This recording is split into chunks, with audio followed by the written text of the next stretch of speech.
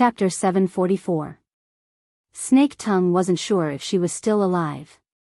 Her soul had already been in an out-of-body state for over half a year. To be precise, it had been 183 days. A spellcaster's high-precision perception of changes in the world allowed her to be like a clock, meticulously recording the passage of time. But right now, the only reference for this ability was herself. From the looks of it, the only effect it had was a meaningless record of death. She didn't know if this had already broken the records of the inner world, but she knew that her condition was very, very bad. Perhaps she was only one step away from death. It was still the same question. Was she really still alive? Legends of undead immortals had been passed down in East Asian cultures since ancient times.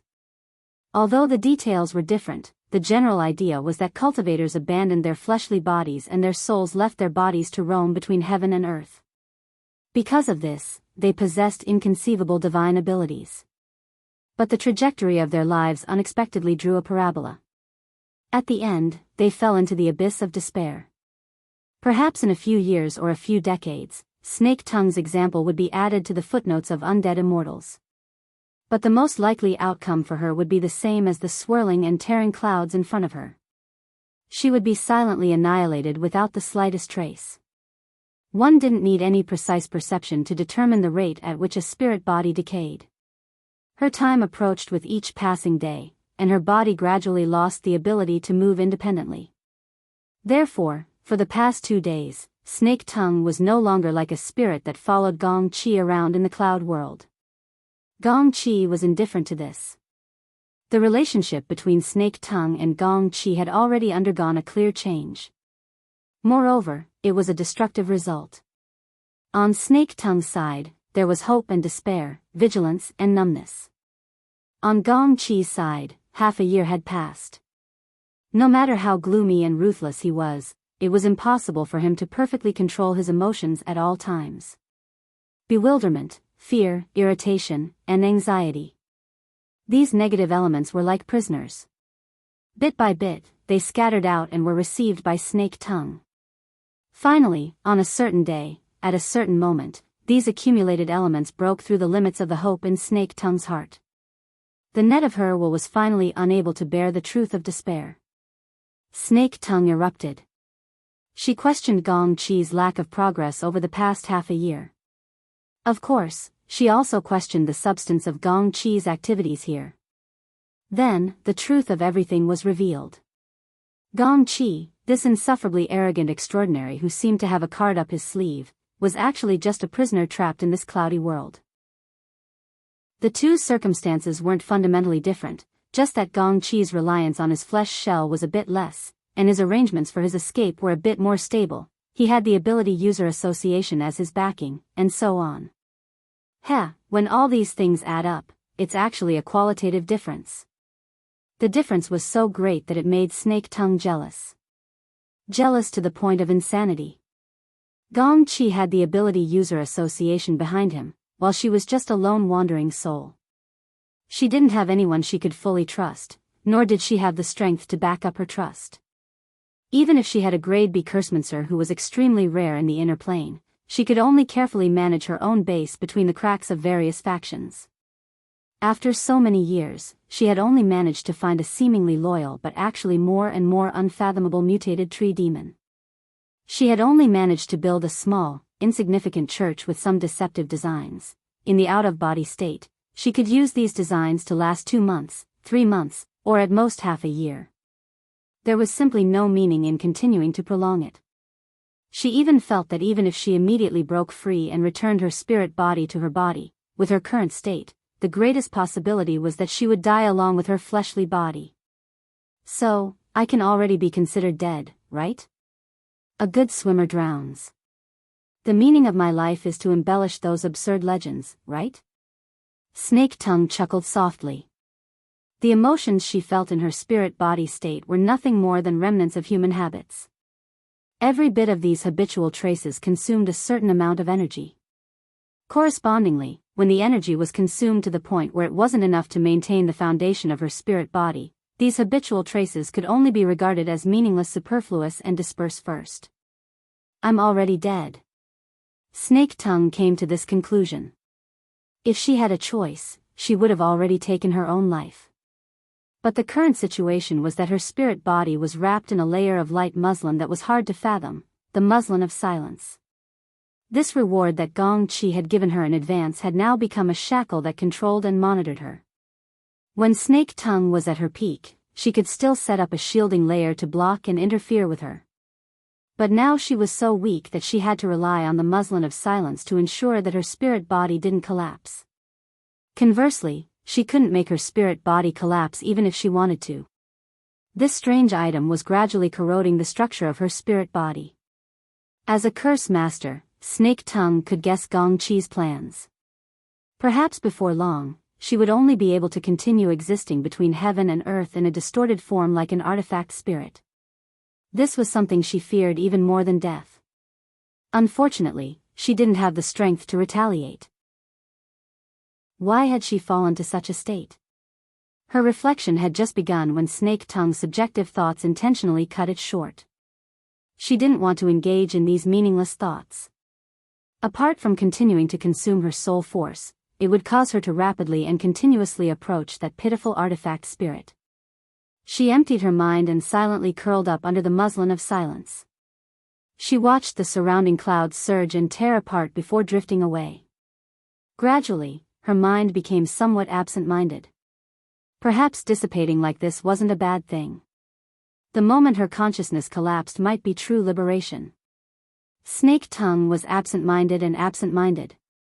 Her mind seemed to truly dissipate along with the clouds in this strange and despairing void. And in the chaotic prelude to the complete destruction of nothingness and the complete arrival of chaos, a color completely different from the white clouds and bloody light she was accustomed to seeped in. It was like splashing ink, instantly rendering the edge of her perception. An illogical change of situation, it was a dream. Snake Tongue had a dream. She dreamed of Sakura City. She dreamed of the shrine she lived in during her youth. She dreamed of the clear ripples of North Mountain Lake. She dreamed of the color of night that blended perfectly with the lake water. Under the hazy curtain of darkness, she calmly walked on a tree-lined road. The cool breeze that blew against her face carried the fresh scent of a fragrant camphor tree in the middle of its flowering season. Zhuo Weimen seemed honest and sincere, but he was a freak that wasn't worthy of trust. It was this point that gave people a favorable impression of him. Mrs. Yamamoto snorted at her. Her face, which couldn't even be supported by hyaluronic acid, was filled with jealousy. Right, she was also Northmont Yuehui. In her early years, in order to conceal her identity, she had personally operated a fake body to satisfy the desires of a few young girls. That was an age of freedom. She could freely switch between two identities, and she could casually tease those foolish people who were drowned in money, beauty, and power. Now that she thought back to those days, she felt that they were quite pleasant. But unknowingly, her happy life had ended. It was probably after she became a B-rank curse mage that she began to have even greater ambitions towards cultivation. She wholeheartedly worked hard to climb even higher peaks. Snake Tongue, who was also Northmont Yuehui, had returned home while drifting through her memories. Up until now, everything had been fine. She put down her handbag and bent over to change her shoes. In the next moment, the attack arrived.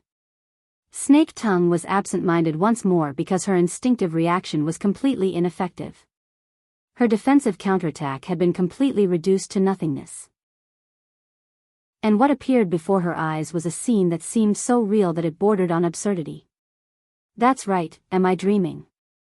This dream was so real that it caused one to tremble. Snake Tongue dreamt that Northmont Yuehui was walking like a normal person between the residence and the distorted camphor tree. This was the pilgrimage route that she had planned out. This meant that her fleshly body had already entered the most dangerous stage. She had to accept the protection and energy injection of Georgia Wei men. She also dreamt that Northmont Yuehui had been infiltrated and violated. The irony was that the intruder was actually a high-ranking cadre of the myriad spirit order that she had single-handedly created. Georgia Wei men had made a move. This was within reason. But it could be seen that after that bastard had seized the life of a high-ranking cadre of the order, He hadn't left North Montjuic any leftovers. And when the chaotic situation ended, only North Montjuic remained in the messy residence. This was her body, which had exhausted the last shred of its strength, making a final struggle. It can't be like this. I have to get up. Snake Tongue had enough of this dream. She could imagine the fate of her body in her mind, but she really couldn't bear to see such a realistic and absurd scene play out before her eyes. At this moment, she merged with North Montjuic and struggled with all her might, even though she knew that struggling in a dream was meaningless. Then, it moved. Her fingertips moved. In the dream, North Montjuic was dumbfounded. In the cloud world, Snake Tongue was also dumbfounded. The entire world, regardless of whether it was real or fake, seemed to freeze. Countless thoughts rose and fell in succession. She pushed Snake Tongue to try again and again, but the result made her go crazy. What was this? What was this? If she was watching a movie that had nothing to do with her, if she was only going to endure the torture of the scene, then Snake Tongue would have accepted it. But what was going on with this ambiguous situation? She could control her body and had that tiny bit of reaction, but she simply didn't have the feeling of her soul fusing with her body. It was like she was using a game controller to control a character in a game. Half of her body didn't respond, but the other half sent back clear feedback. It was nothing more than feedback, nothing more. It wasn't any more meaningful than the vibration of the controller. Her soul body was still in a detached state, and her body couldn't receive the warmth and nourishment of the supernatural power. Everything seemed to be separated by a thin and hard layer of glass. All she could do was constantly wipe away the moisture that she breathed out, making the scene in the dream a bit clearer. She used this illusory reality to torture herself a bit more crazily. Apart from this, there was nothing. Nothing at all. Even the tiny bit of vital energy left in her soul body had scattered quite a bit from this torment, pushing her one step closer to the edge of death. Reality and fiction, hope and despair, were separated by a layer of a dream. She nearly lost control of her emotions. What burned was a mixture of impatience, anger, despair, and that tiny bit of stubborn hope. Snake Tongue's soul body was scorched, and she couldn't stop trembling. What's going on? The abrupt sound wave vibration caused Snake Tongue to wake up with a start. Gong Chi's cold face shattered the dream that made one go crazy and despair. This powerful person still maintained the strength of an extraordinary. Even though he was in his soul-body state, his gaze was still as focused as before. Dense clouds of doubt tumbled within. Snake Tongue stared at him until Gong Chi's gaze turned a bit colder. What did you do? Oh, he didn't know. The veil of silence was constantly monitoring her, but she hadn't discovered any clues. Was it really just a dream? This was what Snake Tongue thought and said, I'm dreaming. I'm dreaming that I'm going to die. Snake Tongue suddenly felt that it was extremely comical when she saw Gong Chi's instant bewilderment. She laughed loudly, and her soul body was like a candle flame in the wind, swaying in the violent winds above the clouds. Gong Chi looked at her, speechless.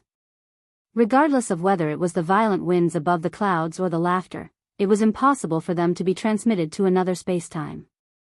However, there were some special psychic waves that possessed even more marvelous radiation and penetrative properties. Fan Lu suddenly opened his eyes in the Lake City region of Earth, which was completely unrelated to the cloud world. He could see that the main body of the world was still dark, but the rampant spotlights and noisy music painted the environment into a nightclub atmosphere. That's right, this is the nightclub. How did I get here? Oh, after sending off the boss, he came back to greet that lunatic centaur. In the end, that fellow maintained a high level of excitement for a long time. He forcefully dragged him and little Zhao, who had hurried over to support him, to the highest-class nightclub in Lake City to drink and celebrate. Little Zhao was already hanging in the corner. As for Fan Lu himself, he seemed to have fallen asleep and had a dream. Dream. What did he dream of again? The alcohol stimulated part of his brain to slow down.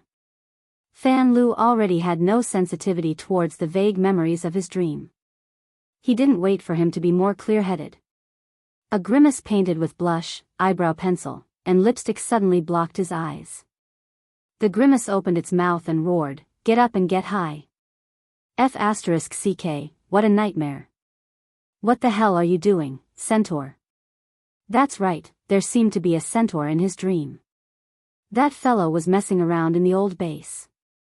Fan Lu's thoughts were broken again. In reality, the centaur in the real world was grabbing his shoulder and shaking him violently. The shaking made the 1 kilogram of alcohol that he had just poured into his mouth want to be sprayed onto the ugly face in front of him. If that happened, he would be dead for sure. Fan Lu decided to go out and sober up. He could actually dream of this centaur. If he continued to play with this lunatic, he might take the initiative to drill into the gene modification room. He covered his mouth and waved his hand to push away the centaur. He hurriedly got up and walked out. However, just as he took a step, he was grabbed by the back of his collar and forcefully pulled back. At the same time, another 1 kilogram bottle of brandy was forcefully stuffed into his mouth. Woo woo woo, the centaur laughed loudly until his entire face was distorted. At the same time, he didn't forget to call out to the various beauties in the room, "Take off his pants, let's celebrate. Also, whoever gets this guy's belt, no matter how much other venues offer, I will pay them all. That girl will be the queen tonight." The 7 or 8 women in the private room screamed at the same time. The next moment, Fan Lu, who was drunk, was drowned by the pink arms and legs. His eyes rolled up, and his remaining consciousness asked the ultimate question in the world: who am I? Where am I? Chapter 745. April 28, 2097. It was the weekend and the moon was waning. However, it was still a bright moon that did not fall at night. Whether it was on the shore or on the lake, the view was flat. The lake and the sky seemed to be devoid of dust. In Bancheng, such moonlight was said to be able to shine through the Beishan Lake and reach the ruins of the ancient capital under the lake. Therefore, many Bancheng residents went on a family trip to the Beishan Lake to enjoy the scenery of moon overlooking Mountain Island. There were also people who set off fireworks or took a boat to the lake until the latter half of the night. Thanks to the moonlight, the incense of Mr. Zoe Jiaowei was also very strong these 2 days. The clusters of white flowers on the branches and leaves seemed to be able to store moonlight, which contrasted with the green leaves. It was dazzling. Yin-Lu stood on the top deck and looked at the lakeside where the figures were gradually thinning out. Most of them were looking at the special camphor tree. She was only 2 or 3 kilometers away from the lakeside. The person on the shore must have also noticed this. The aquatic plants near the shore also seemed to be very active, rippling light waves in the shallow water. A very cautious guy. Yin-Lu had no intention of challenging Zoe Jiawei's vigilance. Speaking of which, it should have been scared out of its wits in the past 2 days. Well, the surrounding residents were actually not having a good time.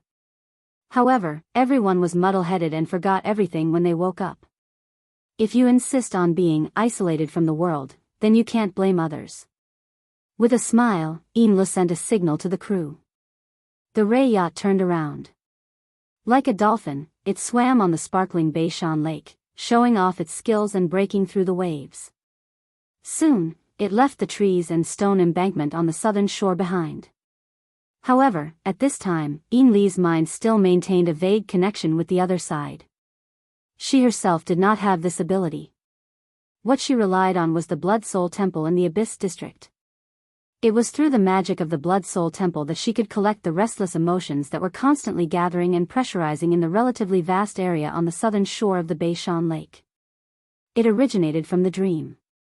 In front of Yin-Lu, the virtual workspace was always lit, forming a beautiful light color balance with the sprinkling moonlight. In addition, a virtual keyboard was also projected. Yin-Li's slender fingers danced on the keyboard as she drafted the letter. Yin-Lu chose to use this retro method to sort out what she had done, experienced, and guessed in the 3 days since she arrived in Bancheng City. She wanted to find a connection and better explain it to her boss who was thousands of kilometers away. So far, only 25% of the total budget of the operation has been spent. practically every item is below expectations. Aside from the basic consumables, this item has already exceeded the budget by 4 times. Mr. Luo Nan has displayed astonishing efficiency, both in the way he arrived in Banqing City and in the way he acted after arriving. It only took him an hour to achieve the basic goal that he had set in the beginning. All the time that followed was spent on arduous and monotonous cultivation and experiments. Yin finished inspecting the draft from before. She pondered for a bit before continuing to write. I believe that Mr. Luo Nan possesses a type of talent. There is certainly a logic system within his brain that we are unable to comprehend. I have eliminated words like divinity, omniscience, and so on. This is because I have seen Mr. Luo Nan repeatedly make inconceivable judgments. He takes a long time to think and then verify things. He still retains the habits of thinking similar to humans, but his methods are very different. Right now, the yacht had slightly changed its direction, and the angle of the moonlight was slightly different. The virtual workspace automatically adjusted the brightness of the colors, forming a faint wave-like fluctuation. The speed of Yin Li's fingers was not affected.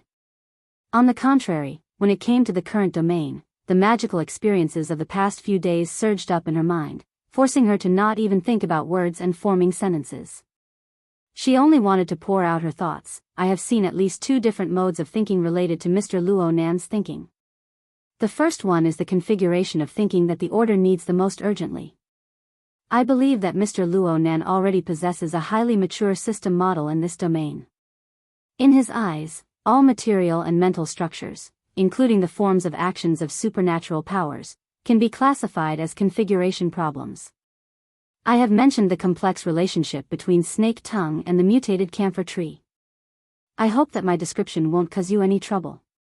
In fact, the words I use to express myself are merely a clumsy description of the configuration diagram that Mr. Luo Nan drew. Yin Li didn't bother to express anything here. She just inserted the 3D configuration diagram that Luo Nan had drawn 2 days ago in response to this problem as an attachment. The automatic layout effect was very dazzling. Even the plain text seemed to jump. The maze-like configuration diagram didn't show the image of a large tree or a beauty at all. It was more like the perspective diagram of some kind of complicated machine. According to Luo Nan, the diagram included the dynamic energy of Snake Tongue's body and the camphor tree that was several kilometers away. It also included the interaction of this model with the surrounding environment. They could be direct and orderly arranged. They could be disassembled and reassembled. They could be optimized according to a set of rules, forming a system that was even more closely related. These were all Luo Nan's explanations and demonstrations. Yin Li could only accept and copy everything. After doing all this, Yin Li quickly got rid of this domain that she wasn't good at. She began to talk about another matter that she was more concerned about. It was also a peculiar process that she was still pushing forward. As for the second type of thinking program, perhaps you have already seen some clues from the changes in Blood Soul Temple. In the past few days, the emotions of the residents of Banqing have been very restless. The order even took the opportunity to develop a few shallow believers. These changes originated from Mr. Luo Nan. He is using a method similar to the dream entering technique to smear the dreams of the people of Banqing. He calls this method creation. The following is a related work. Yin Li inserted the second attachment.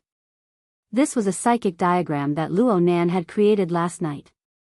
The scene on the diagram was relatively abstract. From Yin Li's point of view, Luo Nan had drawn a stormy weather on the sea. The silhouette of a giant ship teetered on the crest of the waves. But the most eye-catching thing on the diagram was the 3 sets of dusky pillars of air.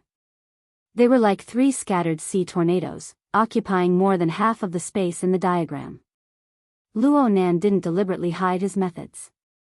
He even took the initiative to invite Yin Li to look at it.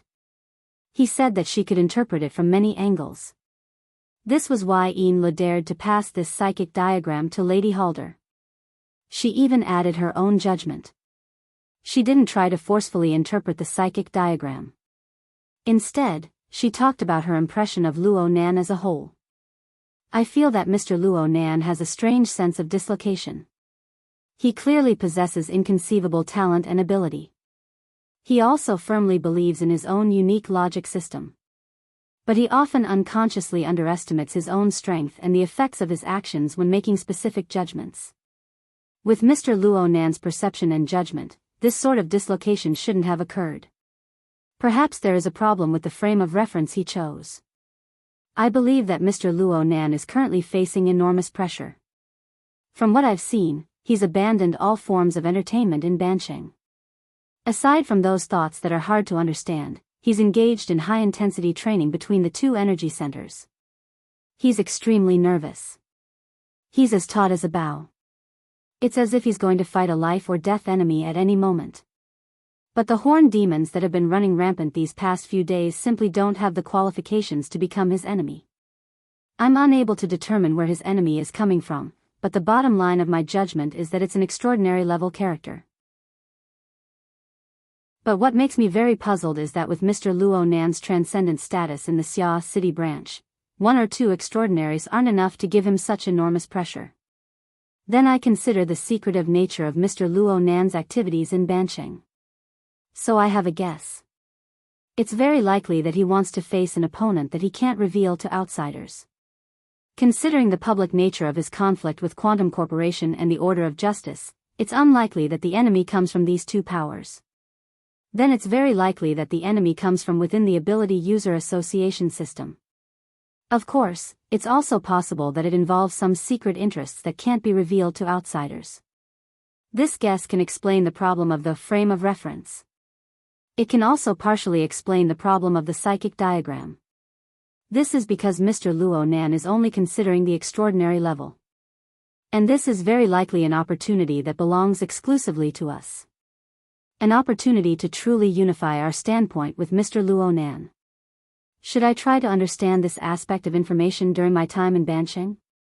Should I make my stance more clear to Mr. Luo Nan?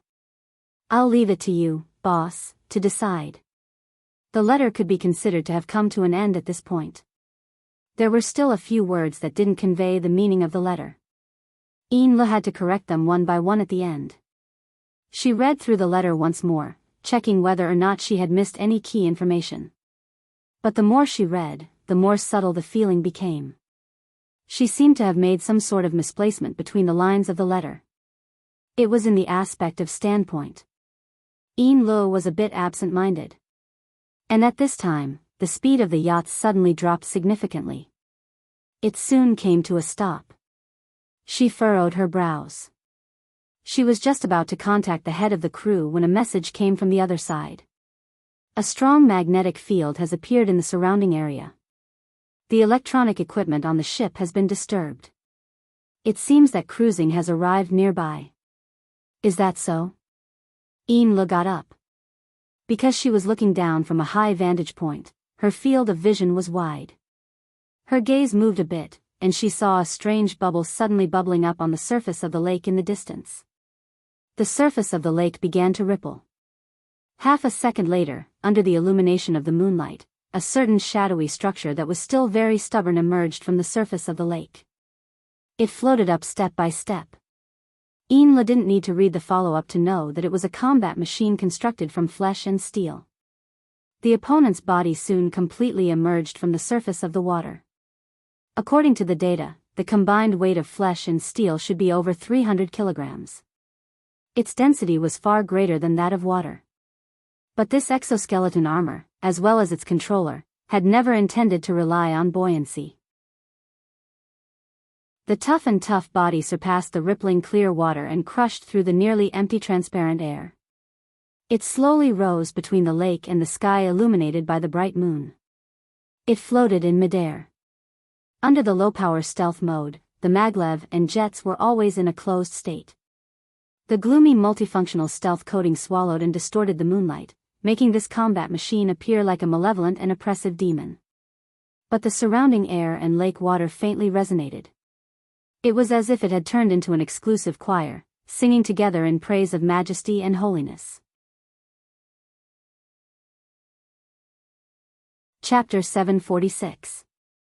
The 300-kilogram mixture of steel and flesh floated in the air for approximately 20 seconds before naturally turning around and landing on the top deck of the yacht. The top deck wasn't that big to begin with, but it was divided into the sunlight area and the driving area. The latter was very difficult to accommodate an exoskeleton armor, so Luo Nan naturally chose to land in the sunlight area. This squeezed Yin Li's space and gave her quite a bit of pressure. Yin Li didn't retreat. She trusted Luo Nan's control skills, so she needed to display this sense of trust.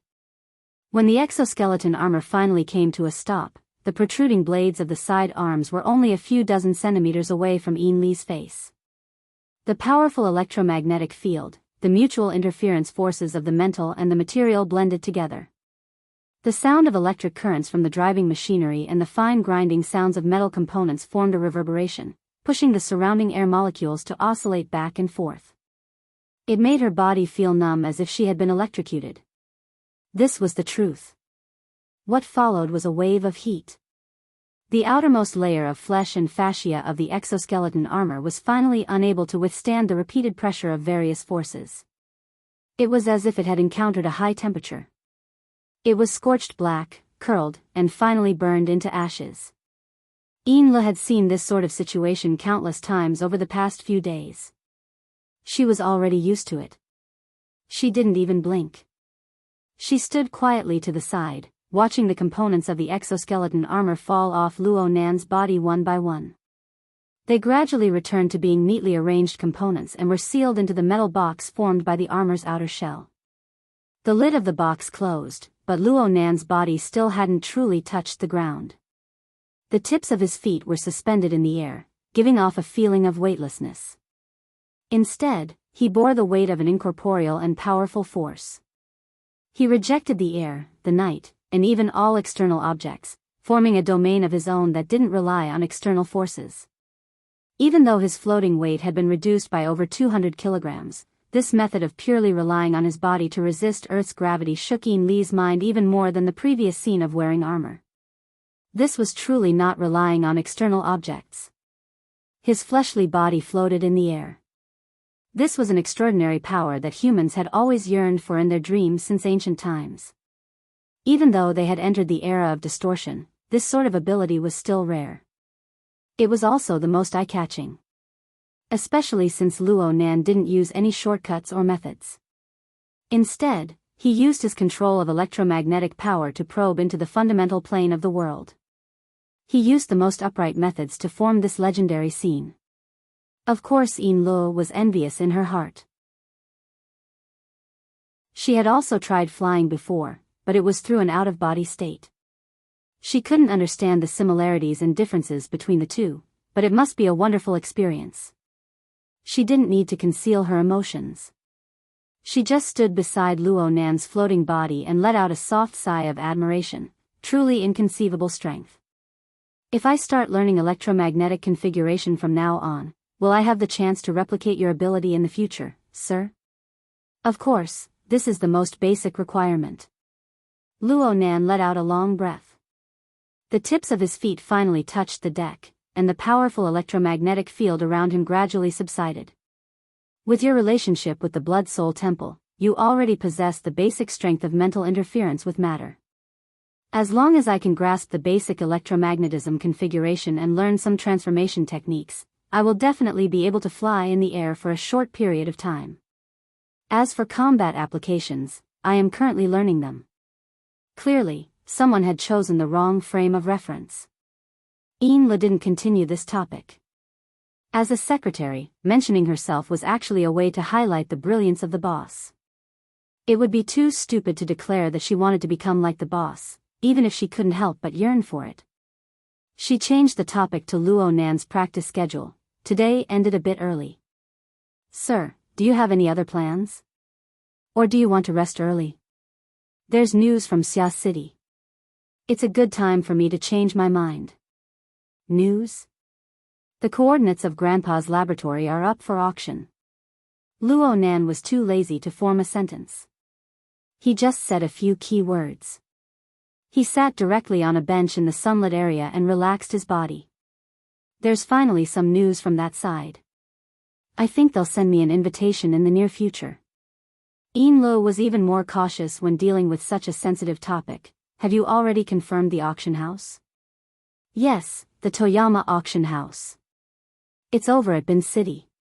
Bin City? Lo nearly said, what a coincidence. But when she saw Luo Nan's unexpectedly relaxed expression, as well as Luo Nan's increasingly deep eyes, she swallowed back her words. She thought for a bit and said, the Toyama auction house has quite a lot of activities in the inner world. After all, the surroundings of the archipelago are rich in mutant species. A lot of special materials are auctioned there. I remember that their spring auction is about to begin. If it's in Bin City. It might not be in Bin City. Luo Nan faintly smiled. If we play a little bit and add some promotional activities, wouldn't we be able to pull more people onto the ship? Onto the ship? Lo subconsciously swept a glance at the yacht beneath her feet. She didn't understand Luo Nan's joke. Mister, if you want to raise funds, Luo Nan directly interrupted her, why would I need to spend money on my grandfather's things? I just want to see who in the world is the one paying for the sound. Lo was unable to grasp Luo Nan's emotions and thoughts. She could only say the most correct words, I'll listen to Mister's instructions in everything. Luo Nan nodded slightly and raised his eyelids. He saw that the lights were still on in the work area. Let alone the words on it, the graphics were very familiar. Report to Mrs. Halder? Yes. Mrs. Halder is very concerned about Mister's situation. Lo absolutely wouldn't call Mrs. Halder boss at a time like this. However, Luo Nan wasn't able to understand her meticulous thoughts. Luo Nan didn't have any clear interest in Li's manuscript. He raised his head and rested in the sunlit area, adjusting the state of his body and mind. Oh, the moonlight was shining down right now. Lo was certain that Luo Nan didn't care about the matter of the report, but she still didn't close the work area. She just gently walked to Luo Nan's side, bent her legs, and knelt on the bench with one knee. She massaged Luo Nan's shoulders to loosen his muscles. For work like massaging shoulders and massaging back, the most suitable position was naturally at the back. However, the top deck was an inch of gold. The position Luo Nan chose just so happened to be at the edge of the water. There really wasn't any suitable space at the back, so Lo could only use this awkward position. However, this made them appear more intimate, so Luo Nan didn't refuse. Luo Nan closed his eyes and enjoyed it for a moment, allowing his body, which was suffering from the penetrating effects of the electromagnetic field, to relax a bit. When he opened his eyes again, his gaze didn't immediately focus.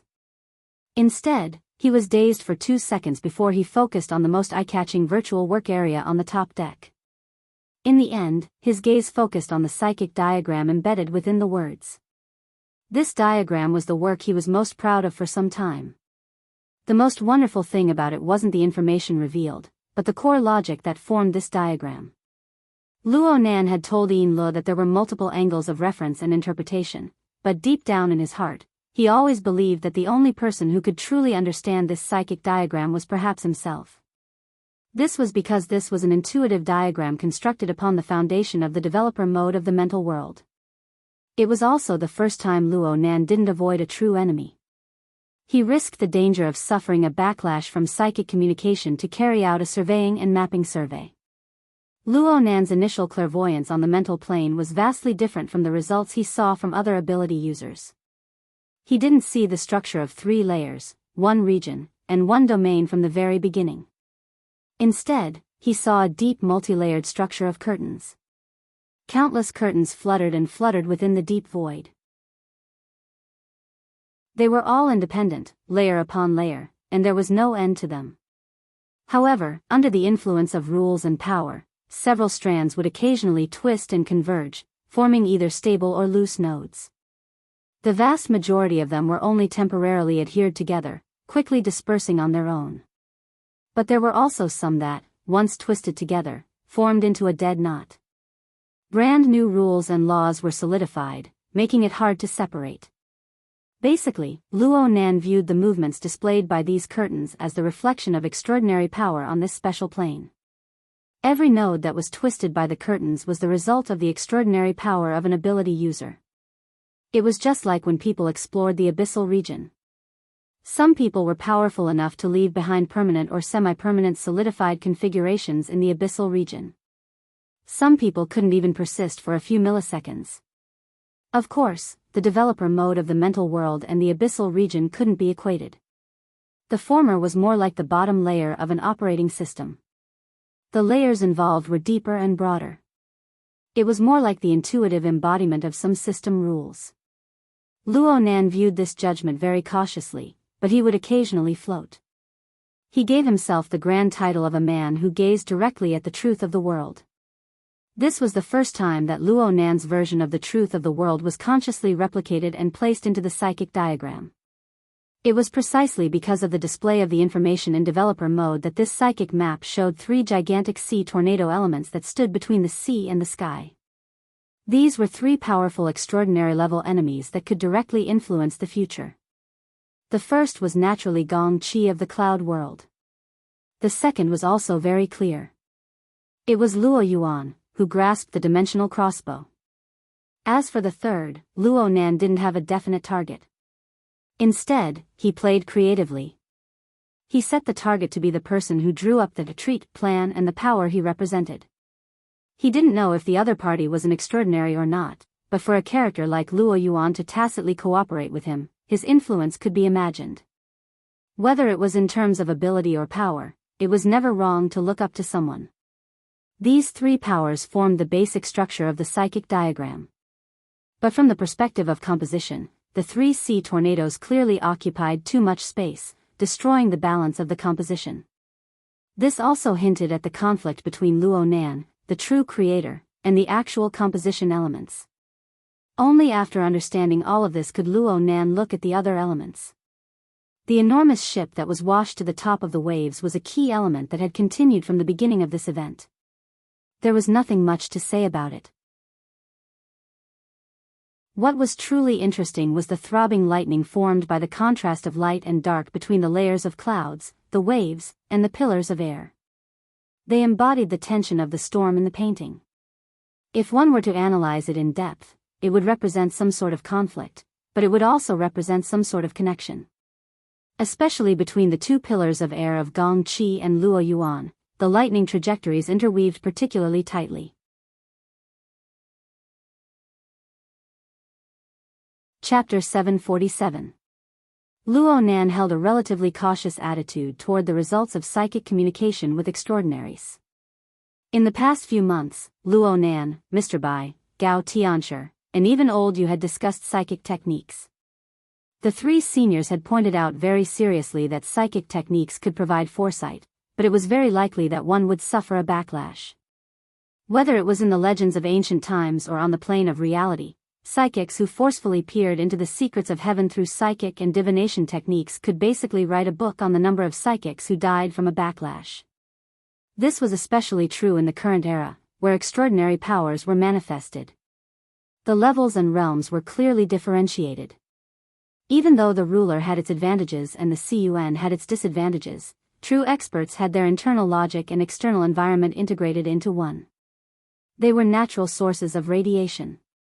If one forcefully peeped into them, one would have to be prepared to die from the radiation. And it was very normal for the results of psychic communication to be distorted and interfered with when facing such targets. There were cases of people vomiting 3 liters of blood and receiving the wrong answer. There were even cases of people dying from anger.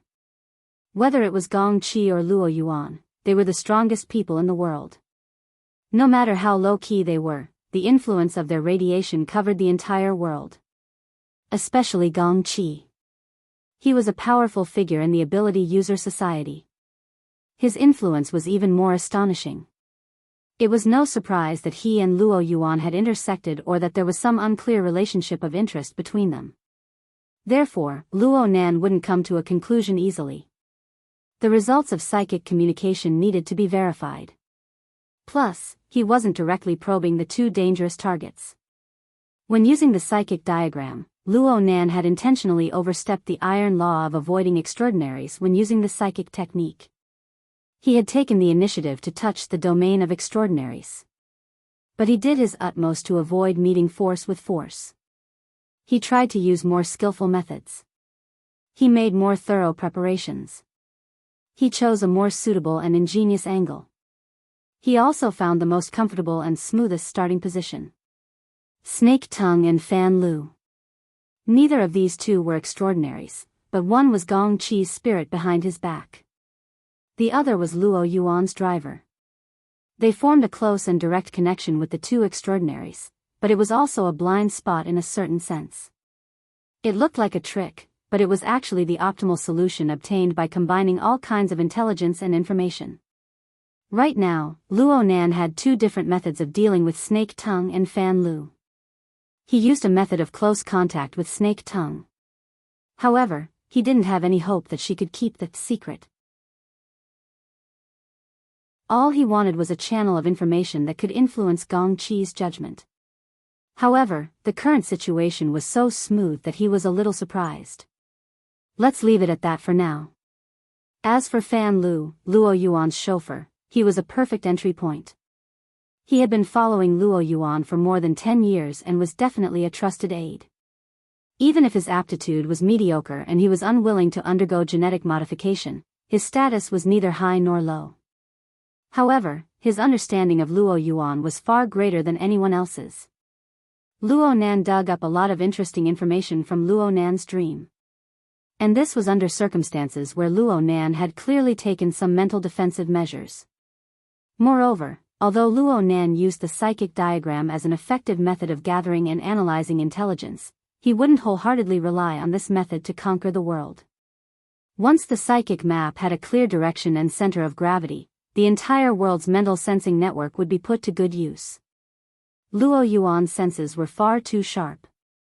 Luo Nan couldn't follow him all the time to avoid attracting attention. But Luo Nan didn't need to worry about anything here on Fan Road. Luo Nan temporarily set aside his cultivation. Aside from the news related to the auction, he also received more concrete feedback on the actual scene. Right now, it was early morning in Ban City. Inland, whose city was roughly 2 time zones away. Right now, it was midnight. Fan Lu, the target he was paying attention to, had already been waiting quietly at whose city's airport for 3 hours. Finally, the transport plane from the wilderness had arrived. Fan Lu was involved in a large transaction, and it was a crucial link in the treat plan. Fan Lu personally handled all the procedures of receiving, inspecting, transferring, and so on. From the moment the transport plane arrived, Fan Lu and his attendant, Little Zhao, didn't have a moment of leisure. Separate the equipment and data. Okay. Are the appraisers from the Toyama auction house here yet? The transfer vehicle is waiting over there. Our people don't get involved. Let the people from the Toyama auction house handle it. This matter has nothing to do with us from the moment the equipment leaves the transport plane. Everything was busy but not messy. While the appraisers from Toyama were nervously inspecting the equipment and data, Fan Lu had already finished his work. He let out a long sigh and even had the leisure to lament, "I haven't seen these familiar old objects in 20 years. Speaking of which, I actually didn't notice them at all when they were placed in that place." Little Zhao went, but before he could respond, he was rudely pushed to the side. Fan Lu turned his head in horror, but he saw a fellow with a deformed head suddenly jump out. The fellow's long and narrow eyes stared straight at him. "Contact the next transport plane for me. I'll go with it." "What?" Fan Lu didn't understand for a moment. He was even more baffled as to why this fellow, the Horned Demon, suddenly followed him. Speaking of which, although the transaction with the Toyama auction house was done under the name of the Horned Demon, it actually had nothing to do with him. The airport wouldn't even notify him of the transfer, but this fellow, the Horned Demon, gave a rare explanation. "I suddenly had some inspiration in that laboratory. I want to go there to verify it. I'll take the next transport plane there." Fan Lu felt his scalp hurt. "It's not like you haven't been to that place before. It is not big, and now half of it has collapsed. If such a big transport plane goes there, it will definitely be empty. How can there be another one?" Then arrange one for me. Hiss, you know the environment over there, right? I don't need to emphasize how unstable it is. This transport plane is originally rushing for time. They are waiting at the last moment. Now even if I arrange one for you, there is a high probability that it will be transferred again. You won't be able to find the entrance even if you go there. Why bother? You idiot, why do you care about me? I was the one who found the entrance. Fan Lu's good intentions were trampled into the mud by the horned demon. No matter how good-tempered he was, he couldn't help but explode. You found it. Ha, as early as 20 years ago, we were there. I was also the one who found it 20 years later. Hee hee, that place has always been under Wu Jun's control. You snatched it. That was also found by me. Fan Lu finally realized that he had nothing to say to a madman, so he could only use the delaying tactic. I have to inform Mr. Luo Yuan first. As Fan Lu said, he turned around to leave, but his neck was clasped by the fingers of the horned demon when his body only turned halfway, and he was forcibly pulled back. As the force penetrated, the blood vessels, nerves, and bones in his throat were squeezed and twisted. His vision turned black, and he almost fainted. What are you doing? Xiao Zhao was shocked. He wanted to come over to save him, but he was kicked by the horned demon and flew 10 steps away. He fainted directly. This time, the appraisal and transfer work on the transport plane was suddenly interrupted. Several appraisers from the Toyama auction house not far away were stunned. The security personnel they brought raised the firearms in their hands and aimed at the horned demon who had already lifted the person halfway. The atmosphere was so tense that it could collapse at any time. Damn! Fan Lu knew that the horned demon was a dog. He would turn his face at any time, but he didn't expect the most ruthless bite to bite him directly. His vision turned with difficulty, trying to save himself. The security of the Toyama auction house couldn't be counted on, but at this time, he was on the transport plane. Some of the passengers here were the products of the gene exchange. Damn it, with his current state, unless Luo Yuan's attention was on him, there was no chance at all. The horned demon completely ignored the outside environment and the changes in the atmosphere. He only put his deformed and distorted face in front of Fan Lu. Don't you understand? I found it, and I should have special rights there. Fan Lu's brain was already hypoxic. He slapped the horned demon's arm hard, but the latter just talked to himself. These days, I have a lot of inspiration, especially when I am dreaming. I can feel some kind of wonderful guidance from those flying fragments. They may combine into the most wonderful answer at any time. Do you understand that feeling? Oh, I forgot that you can't speak. The horned demon finally let go, and Fan Lu fell directly to the ground.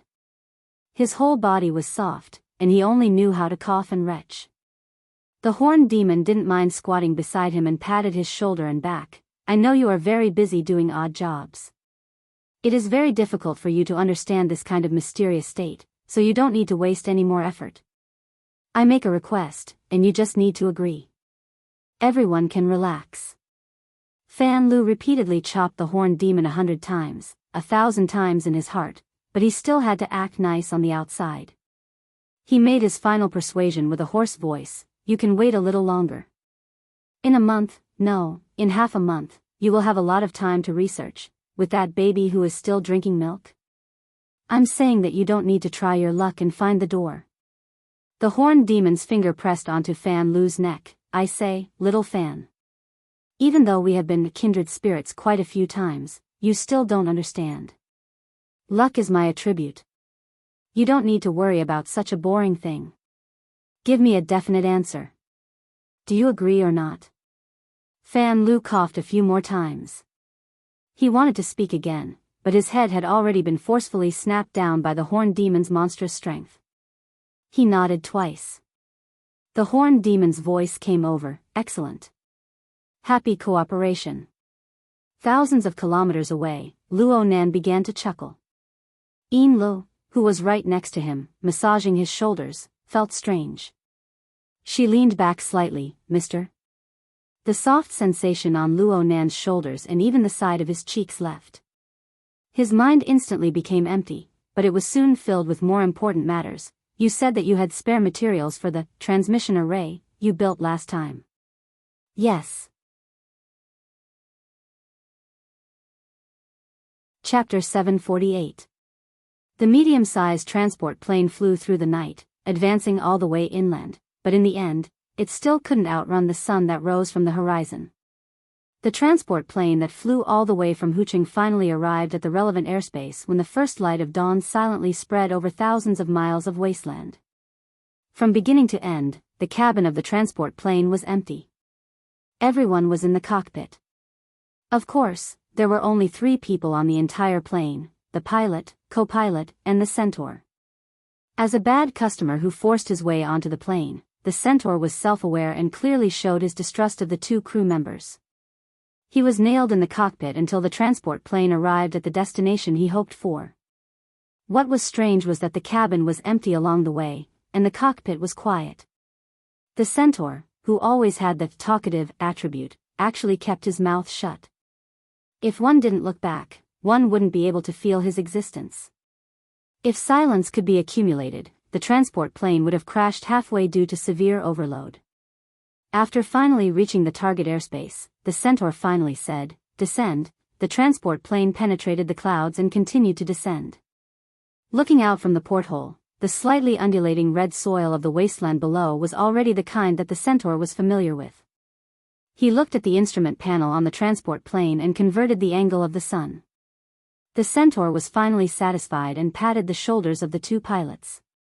"Very good, maintain this height. We will hover for a while. Pay attention to the mutants. It shouldn't be a problem for you." As the centaur said, at an altitude of about 6,000 to 7,000 meters, the population and number of flying mutants couldn't be underestimated. Hovering around was not a good choice. However, neither the pilot nor the co-pilot spoke. They just followed the centaur's instructions and began to hover at high altitude. They skillfully avoided several waves of flying mutants that passed by. This continued for about 20 minutes before the centaur finally stopped. "Very good, very agile." The pilot and co-pilot remained silent. As the products of the gene exchange, they were the most capable subordinates and executors. The centaur's praise was completely wrong. Of course, the centaur didn't care. After saying that, he left the cockpit and walked into the rear cabin. At the same time, he gestured for the cabin door to be opened. "I won't trouble you with the landing.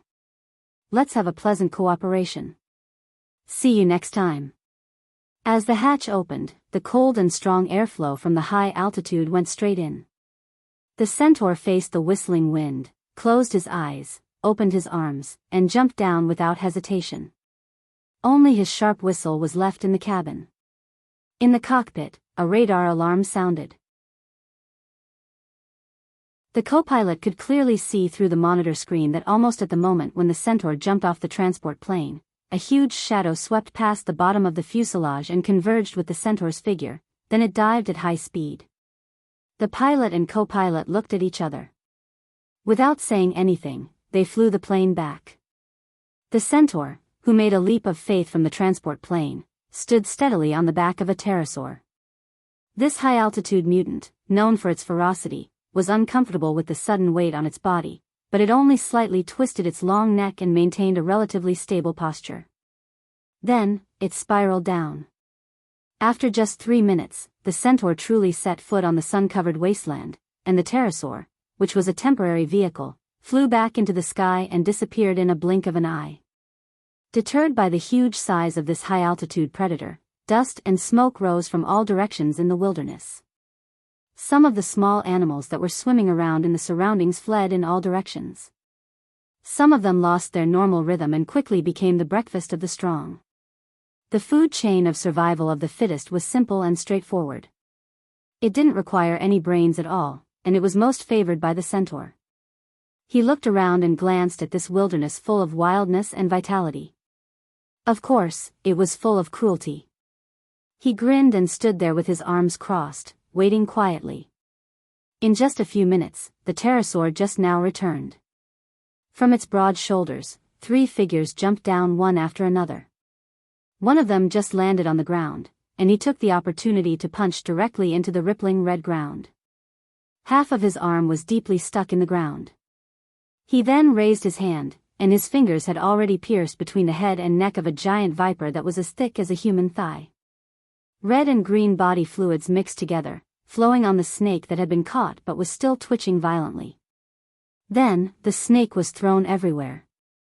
Amidst the protests of the others, the snake catcher didn't say a word. He stuffed the fat viper together with his own arm into the long mouth of the pterosaur that landed next to him. The sharp teeth of the sharp-beaked pterodactyl habitually scraped the food, instantly turning the venomous snake into strips of meat.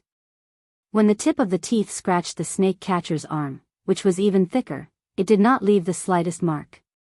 After feeding, the snake catcher slapped the pterosaur's head, almost causing this top meat-eater that looked like the reincarnation of a dinosaur to fall down. So, the pterosaur soon flapped its wings and flew into the air again. In the blink of an eye, it flew high and disappeared. It felt as if a heavy burden had been lifted from the completion of the mission, but it also felt as if it had fled far away. The snake catcher was undoubtedly the strongest among the group. The centaur probably only reached a position slightly below his chest. When the sharp-beaked Quetzalcoatlus was used as a vehicle, it probably put most of its strength on this person. It was only natural that it ate the food he fed. The centaur was quite afraid of this giant. It kept staring at him, and after confirming that the giant didn't say anything else after feeding, it turned its gaze to the other two. Apart from the giant, there was also a middle-aged man who was as thin as a monkey. As soon as he landed, he squatted by the side and fanned himself. His curled-up body felt like it was too small to fit on the giant's shoulder. His actions were extremely jumpy, which was really unworthy of his face that had been through the vicissitudes of life. He stuck out his tongue and shouted, "Hot, hot, hot." His face was red as if he had a heatstroke or taken drugs. The centaur was more familiar with this person, so he took the initiative to greet, "Monkey, how many did you drink today?" Monkey spat, 10 little blue balls. I was brought over by Fatty Dragon before I could get it. I can turn the earth upside down now." As he spoke, he glanced at the giant who created the shadow on the side, but he didn't continue. As for the last one, even in the wilderness, he was still wearing a suit as if he had just walked out of a business banquet. A bow tie, a watch, and a pair of shiny leather shoes. Everything about him made him look like a well-dressed person. At this time, the fastidious person looked down at his watch and frowned. "We are about 20 minutes later than the scheduled time. There's no time to chat now. Remember, we are here to receive the secret auction results. It has nothing to do with the centaur. That's why, you stubborn fatty dragon, you should have listened to me just now and released the germs separately. That way, everyone wouldn't have to trudge around on foot. You should know that every minute in the wilderness, the amount of viruses and germs we inhale is more than 200 times that of a big city. And this damn soil."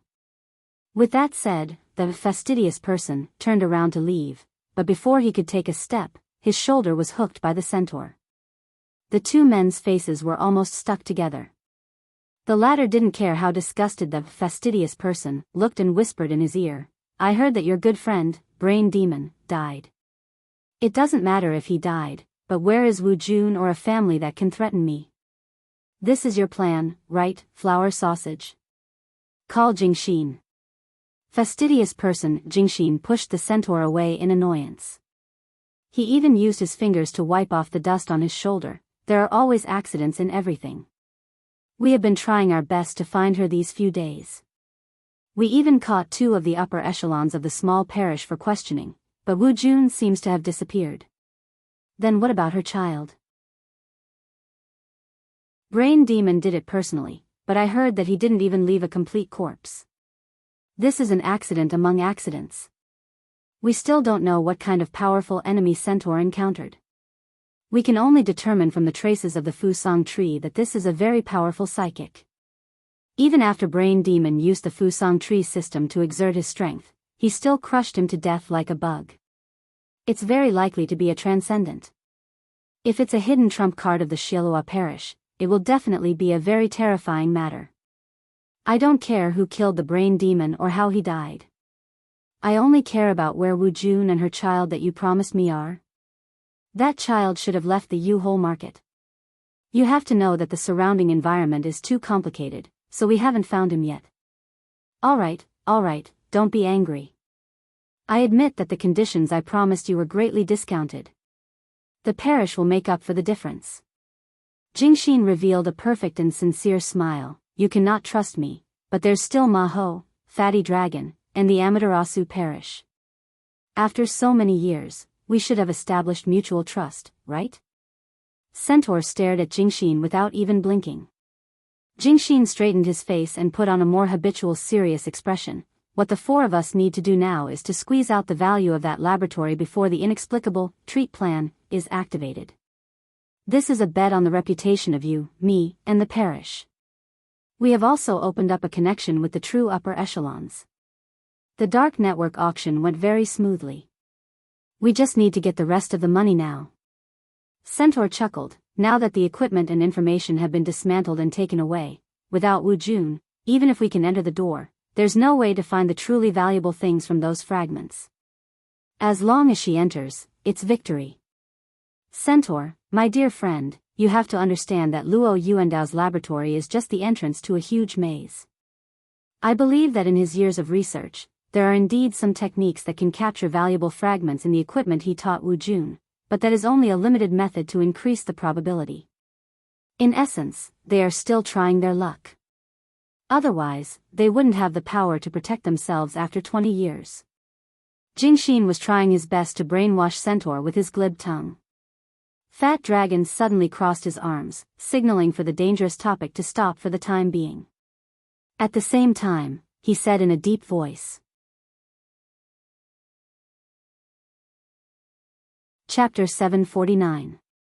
3,500 kilometers away from some inland wasteland, Ban City's time zone was pushed forward by 3 hours. When the first glimmer of dawn appeared over the wasteland, the sun was already high in the sky over Ban City. Today was Monday, the first working day after the weekend. Due to the barbell structure of the city, which was short from north to south and long from east to west, the many layers of traffic in the east and west of Ban City sunk into a busy and congested predicament.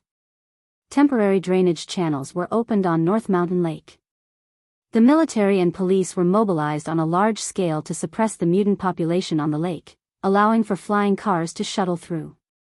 The humming sound of engines resonated through the horizon. The tranquil and leisurely scenery of last night was nowhere to be seen. During this busy time, the 2 passengers on the yacht drifting on North Mountain Lake entered a working state. The sunlit area on the top deck was supposed to be a leisure area, but it had now become a temporary work area. Whether it was Luo Nan or Yin Lo, they were both immersed in writing and data. They were extremely busy. Luo Nan had been writing and drawing from the moment he entered this state. His brush moved like it was flying. He sketched one character after another and handed them over to Yin Lo for intelligence gathering and analysis. Actually, the technology of telepathic transcription had long since matured in this era. Luo Nan could completely use the relevant technology to reproduce the images of his mental clairvoyance into electronic information and search it directly. No matter how lifelike the sketches were, they were still separated by a layer. This kind of method affected Yin Li's efficiency quite a bit. It made her do a lot of extra work. However, the secretary had to accept the willful choice of the boss. Yin Li didn't have any thoughts of complaint in her heart. After all, this was a real-time image from several thousand kilometers away. Even though Yin Li knew that Luo Nan possessed the ability to mentally travel 10,000 kilometers, it was still hard for her mind to not be shaken when she truly experienced it from a different angle. It was still the same saying. Omnipresent. It was practically omniscient. It was omnipotent. Plus, Yin Li knew that Luo Nan's sketching technique was related to his clairvoyance and analysis of his targets. It contained deeper details. Therefore, she didn't feel the slightest bit of pain. She just earnestly sorted out the images Luo Nan drew and organized them. At the same time, she mobilized the Blood Flame Order's accumulated database over the years to distinguish, analyze, and determine the nature of these characters. She promptly reported them. The one in the jeep, Kevin Gardner, a self-proclaimed ranger with a B-rank fleshly body. Aside from close combat, he was proficient in all sorts of military equipment, including all sorts of exoskeleton armors. It wouldn't be surprising if he could drive the Deep Blue Walker. We always suspected that he had a military background, but even when we were at our best with the military, we couldn't find any concrete evidence. The person controlling the glider to descend is nicknamed Huadian. He's a very famous spirit energy detective in the industry, and he can basically be confirmed to be a spirit medium. Usually, he would only take money, but this time, his motive was quite suspicious. This barefoot ascetic priest should be Anthony. Although he did not appear in the mainstream circles of the inner plane, he had always taken it upon himself to spread the gospel. His prestige in the world of religions was high, and some parishes even hoped to confer him the title of saint, making him the main guardian saint of the extraordinary domain. It was said that he had been searching for the holy relic, hoping to find the traces of holiness in the changes of the new era. There are many believers of traditional religions who hold this belief and have even formed a secret organization. Anthony is likely to be one of them. Ianla felt more and more baffled after finding the information of the three participants. The backgrounds of these three people are quite complicated. Aren't the horned demons looking for trouble by asking them to come? They're not complicated, and they can't. They don't have the guts to participate in the dark network auction of the horned demons. Luo Nan responded without thinking. His mental sensing network continued to capture the target and focus. He didn't just give the target a quick sketch during this process. Instead, he started from various angles, referring to the information Ianla provided, and even starting from the feeling of a split second. He sought to capture the fundamental characteristics of the target. Not only did this fill the living starry sky with material, but it also served as preparation for the future drawing of the psychic diagram. They weren't the only ones. Although they had different standpoints and positions, the horned demons were doing similar work 3,000 kilometers away. They relied on Fatty Dragon's special ability to control the surrounding mutants. This ability appeared to be quite common. Luo Nan had personally witnessed the deaths of 2 ability users of this type. Puppeteer had died to the Devil Ray's bite, and Brain Demon had died even more miserably. They were all like this. Even Luo Nan himself had this type of ability in a certain sense. However, Fatty Dragon, this big guy, appeared to be much calmer than the other 2 who had died. His consciousness seemed to be able to jump back and forth between multiple mutants at any time. It was a bit like when Luo Nan's soul was in an out-of-body state. Mr. Bai had once misinterpreted it as the attached soul state. He could switch back and forth quite freely, seeming to be able to jump back and forth within a radius of 100 kilometers.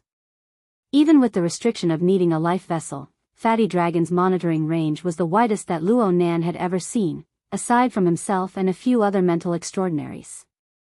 Anyone would think that Fatty Dragon was of the fleshly side just by looking at his build, but his attainments in the mental side were quite deep. Luo Nan took the information provided by Ianla and sized it up seriously. Ianla explained in a soft voice to the side, providing some unclear details of the information. Fatty Dragon is the backbone of the Amaterasu Order. He is also one of the high-end thugs. He was mentally retarded in his early years, but the true god of the Amaterasu Order personally enlightened him and unlocked his innate talent. Since then, he has been out of control. In a short 6 or 7 years, he has already stably occupied the top 200 of the various inner world rankings, and he is still rising. In terms of combat strength alone, some people call him the Eye of Truth Fairchild of the Order of Justice and the Secret Wheel of Life Master Fan of the Eye of Secret Contract. They are known as the 3 heroes of the Secret Order. And these 3 seem to be drifting away from the core decision-making circle for various reasons. In any case, Fatty Dragon's existence has clearly raised the level of this transaction. Luo Nan nodded. So this person needs to maintain a distance from the horned demon. Otherwise, the other participants will certainly have misgivings. Ianla also agreed with this judgment. She then said, as for the other 2, Monkey Horse was born in the wilderness. He is lecherous and bloodthirsty. He is a notorious savage among the vagabonds. He is also a frequent guest on the official wanted list. I don't know when he joined the Amaterasu order. This time, he probably needs to conceal his identity and give others a surprise attack. As for that Jingshin, it's quite strange for him to have a relationship with the Amaterasu order. His official identity is a wilderness ecology expert at Hood's Wilderness Laboratory. At the same time, he is also a member of the Ability User Society. He also has a professional technical position at headquarters. I'm afraid that Abner's expression won't look too good when this news gets out. Abner was the president of the Ability User Society headquarters. He was nominally the representative and leader of the entire world's ability users. Luo Nan had already seen him a few times from afar through the mental sensing network. He could more or less imagine what that person's expression would look like when he said that. He grinned and then furrowed his brows. The Amaterasu order has pulled out many hidden strings. They are completely determined to win this transaction. If they have this kind of determination, they can just take out the money to bid for the bid. They can also directly cooperate with the dark hand behind the scenes. With the horned demon in the middle, they should know each other's background. Yin Luo was unable to answer this question. Luo Nan didn't expect to obtain an answer. He quickly raised another question. How can anyone get involved in the Amaterasu order? Let's not talk about the horned demon.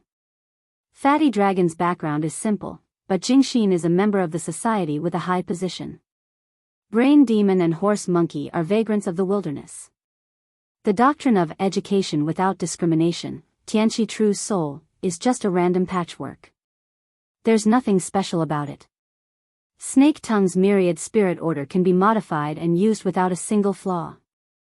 Luo Nan had more or less experienced the atmosphere of the Amaterasu Order's headquarters these past few days in Ban City. The management was really quite loose.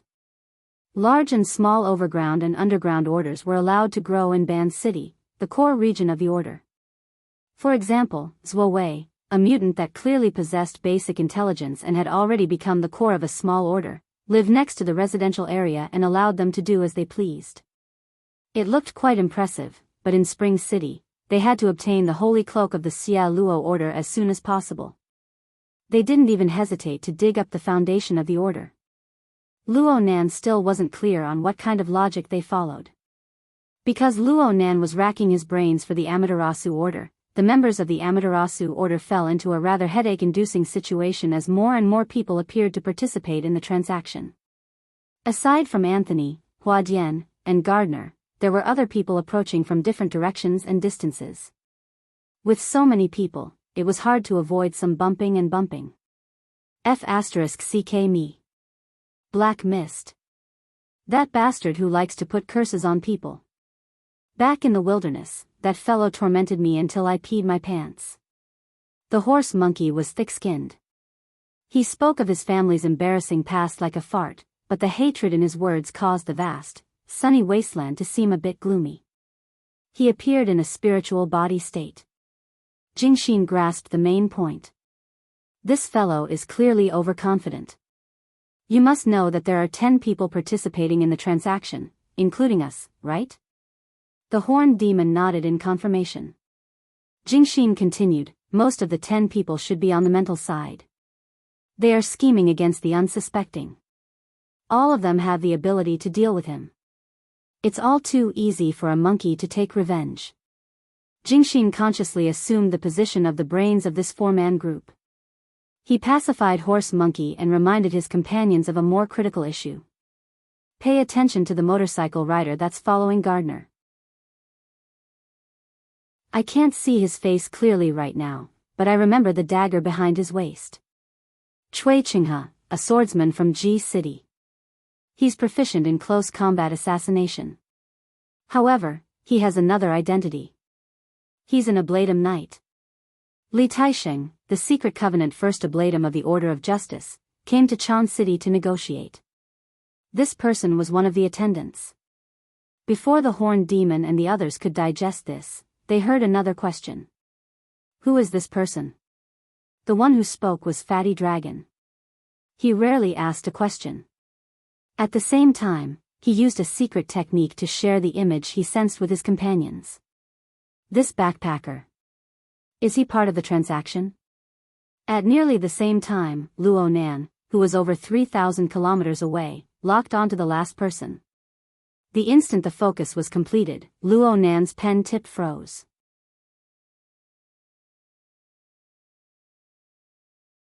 Chapter 750. The constantly approaching traders made it necessary for Horned Demon and his group to disperse as soon as possible to avoid being caught plotting behind the scenes. Because of this, every problem had to be resolved in a race against time. Jingxin, who assumed the position of think tank, felt that the search efficiency of the order's database was terrible. 40 to 50 words popped out from the gaps of his teeth before the corresponding information appeared. Wan Ta, the director of the Orchid Town Welfare House in the Forest Wall district of Xia City. The founder of the Order of Creation. Currently, the Order has 27 members and 2 suspected ability users. What the hell? Fortunately, the follow-up information was somewhat valuable. He has a good relationship with Luo Nan. Xia Junping, an official member of the Order of Creation, is Luo Nan's best friend. They communicate frequently. Jingxin raised his head and cast a horrified look at Horned Demon. You actually let this kind of person participate in the auction and even let him pay a deposit. Are you sure that this Dean Wan doesn't have Luo Nan, Ouyang Chen, Wu Jiong, or all of them behind him? Horned Demon was also horrified. Are you kidding me? I didn't allow the IP of Xia City to join at all. This Dean Welfare House must have used some sort of method. Horse Monkey had a big heart.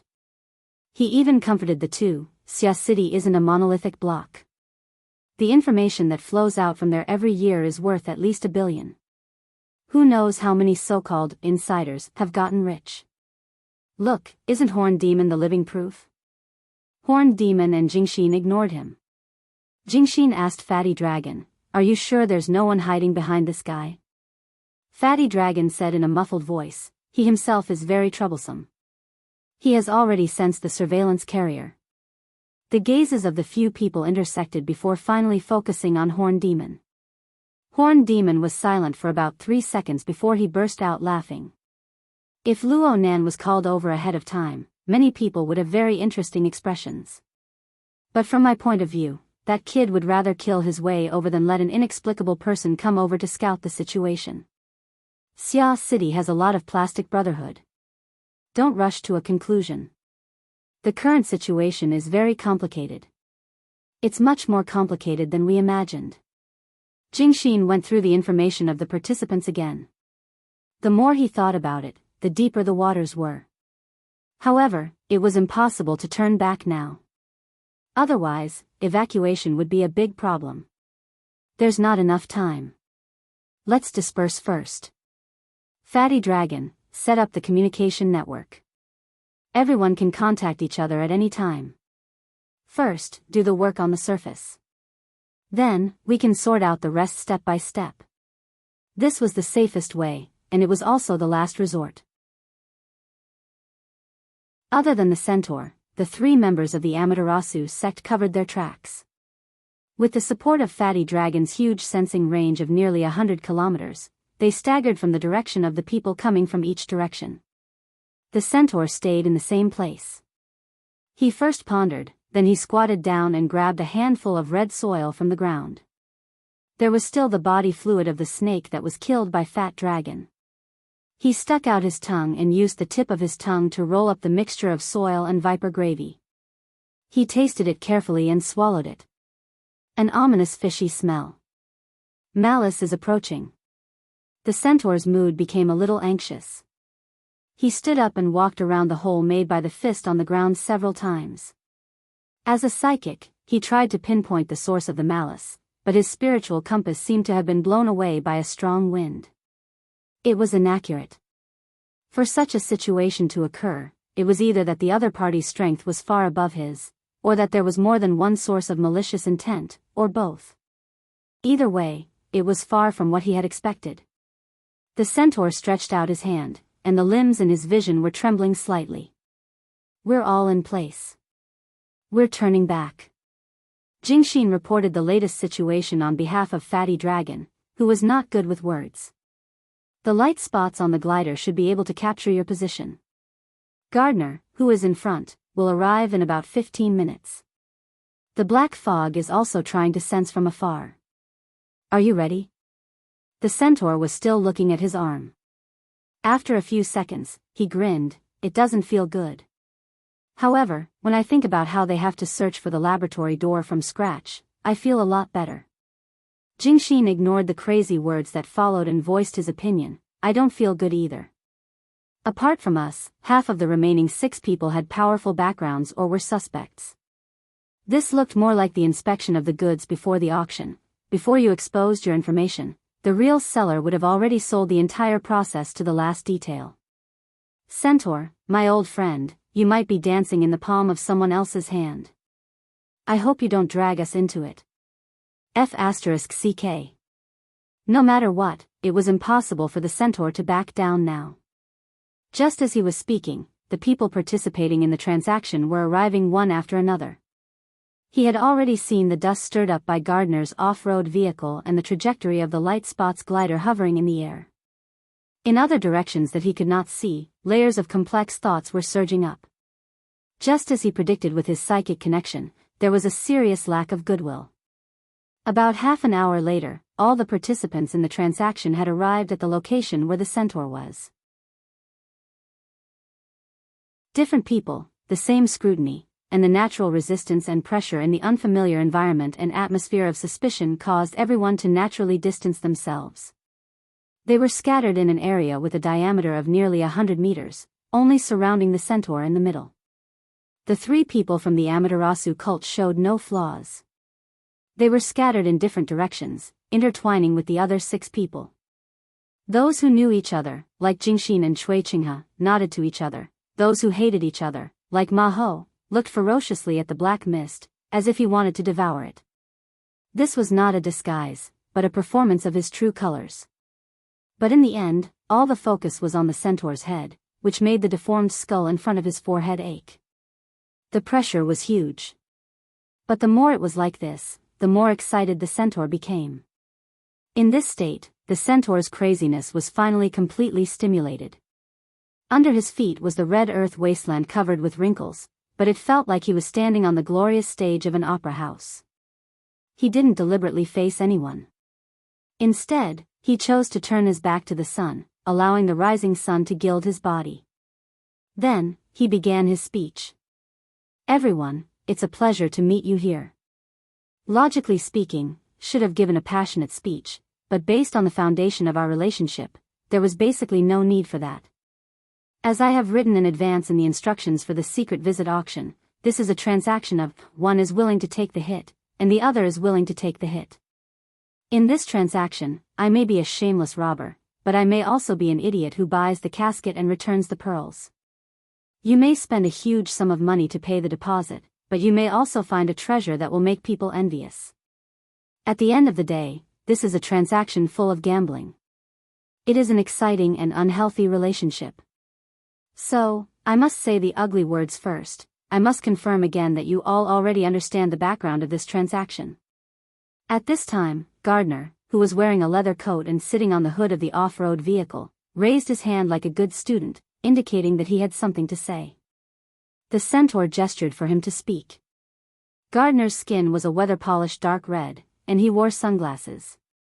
His whole body was dark under the sun, but when he grinned, his teeth were white and very eye-catching. And his words seemed to be even more attractive. The background you are talking about, are you referring to the lucky incident of being a flag-waving minion, but accidentally signing the final large auction commission agreement? As soon as he said that, sparse laughter came from all directions. Some were serious, and some were not amused, and the people who laughed included Jingxin and Horse Monkey. What King good acting skills. The centaur's cheeks twitched twice, and his eyes slid across Gardner's face like a venomous snake. The latter still maintained a bright smile, not caring at all. It was also at this moment that on the Amaterasu Parish's secret communication network, Jingxin once again announced that his judgment was correct. Look, this is basically an inspection team. Perhaps behind these people are the buyers who were prepared to pay in that damned auction. After mocking the centaur impudently, Horse Monkey locked onto his enemy again and chuckled. I don't know about the others, but that guy from Black Fog, unless he transforms into the world's top actor in his spirit body state, I dare to swear that this guy's gambling addiction must have flared up, and he just barged in. He doesn't know the twists and turns inside, so now he's stupid, and the frequency at which he detects others at the mental level has increased several times. Is this good news? Jingxin reluctantly responded out of friendship. Of course it's good news. I think he's now a little girl who's been stuffed into a men's prison. What a perfect test subject. We have to keep him, don't scare him away. The centaur didn't comment on this. He had his own thoughts and rhythm of speech. Therefore, he could endure the ridicule around him and maintain a basic commercial face. It's good that everyone understands the background and has expectations. It can save me a lot of saliva. But according to the most basic professional ethics, no matter what kind of cognitive standpoint you have, I still have to emphasize the essence of this transaction. The opportunity one provide you is just to taste the so-called fresh flavor before the real carnival of capital. And your bid won't get real goods and services. What you get is only an opportunity, and it's an illusory opportunity. Maybe you're lucky enough to reach the sky in a single bound, maybe you're unlucky enough to have the corpses dealt with later. At this moment, someone spoke again, but his voice was a little strange. Because it was Black Fog who spoke. As the only participant who came with a spirit body, he was like his name, like a dark cloud that had sunk to the ground. At this moment, he was using his mind to interfere with the material level, vibrating the air molecules to form a voice. You don't have to be so secretive. I just want to ask, as long as you pay the balance, can you enter Luo Yuandao's wilderness laboratory to explore and search? The information and items found inside can also be taken away at will? Before he finished speaking, Black Fog's heart sank. Because at this moment, more than a dozen gazes shifted over at the same time, and there was a subtle change. Black Fog was a senior B-level powerhouse after all, so he didn't lack experience and scheming. From his point of view, the changes in the gazes of the people around him, even if there were some differences in the details, were similar in essence. There was no need to be precise. Just working together itself was tantamount to excluding him, and it also confirmed the guess in his heart. He had stumbled into a deadly vortex. Mada was annoyed. It was also his fault for getting carried away by the recent abnormally popular formatting theory, cage theory, and configuration theory. When he heard that it was the possible origin of these theories, he excitedly paid the deposit, thinking that it was a gamble to cut the queue, but he forgot to refer to similar incidents, which were all earth-shattering. This was not a place for a small investor like him to mix in, not to mention he had encountered a troublesome old enemy like Ma Ho. Bad luck. Bad luck. Bad luck. Black Fog already had the intention to retreat. At this moment, the horned demon also responded lazily. I've said it before, it's just an opportunity. In fact, your luck wasn't too good at the beginning. There was a small problem with the extra benefits I prepared for you, so I had to cancel it. This also caused us to have to put in more effort to enter and exit Luo Yuandao's laboratory. Black Fog couldn't go around with the horned demon anymore, but he couldn't step too deep either. He could only act appropriately and pretend to be anxious, speak human language. Where is Luo Yuandao's laboratory? The horned demon's expression didn't change. It's right where I'm standing, within a radius of 300 kilometers. Black Fog didn't even need to pretend. His spirit body was greatly shaken, and the sound wave formed by interference was like a loudspeaker, buzzing. You tricked us. With a radius of 300 kilometers, this is the area of a large metropolitan area. You want to play hide and seek here until the end of time? I've said it before, one is willing to take the hit and the other is willing to take the hit. Damn it, you're going to scare this coward away. Ma Ho scratched his ears and cheeks as he watched from the side. He couldn't help but forcefully correct the horned demon's words through the internal communication network. Jingxin persuaded Ma Ho to maintain restraint. Black Fog has long wanted to run. It's useless to be tactful. Besides, it doesn't matter if he runs away. You can chase him back. If you feel that your strength isn't enough, I think Fat Dragon will be happy to help without affecting the mission. He has always had an appetite for this kind of spirit body. Fat Dragon didn't respond.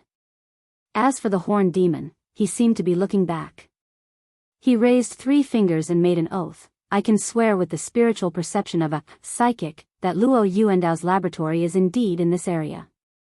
However, it is affected by a special force and drifts erratically. However, it is definitely traceable. Otherwise, it would be impossible for it to go to the auction.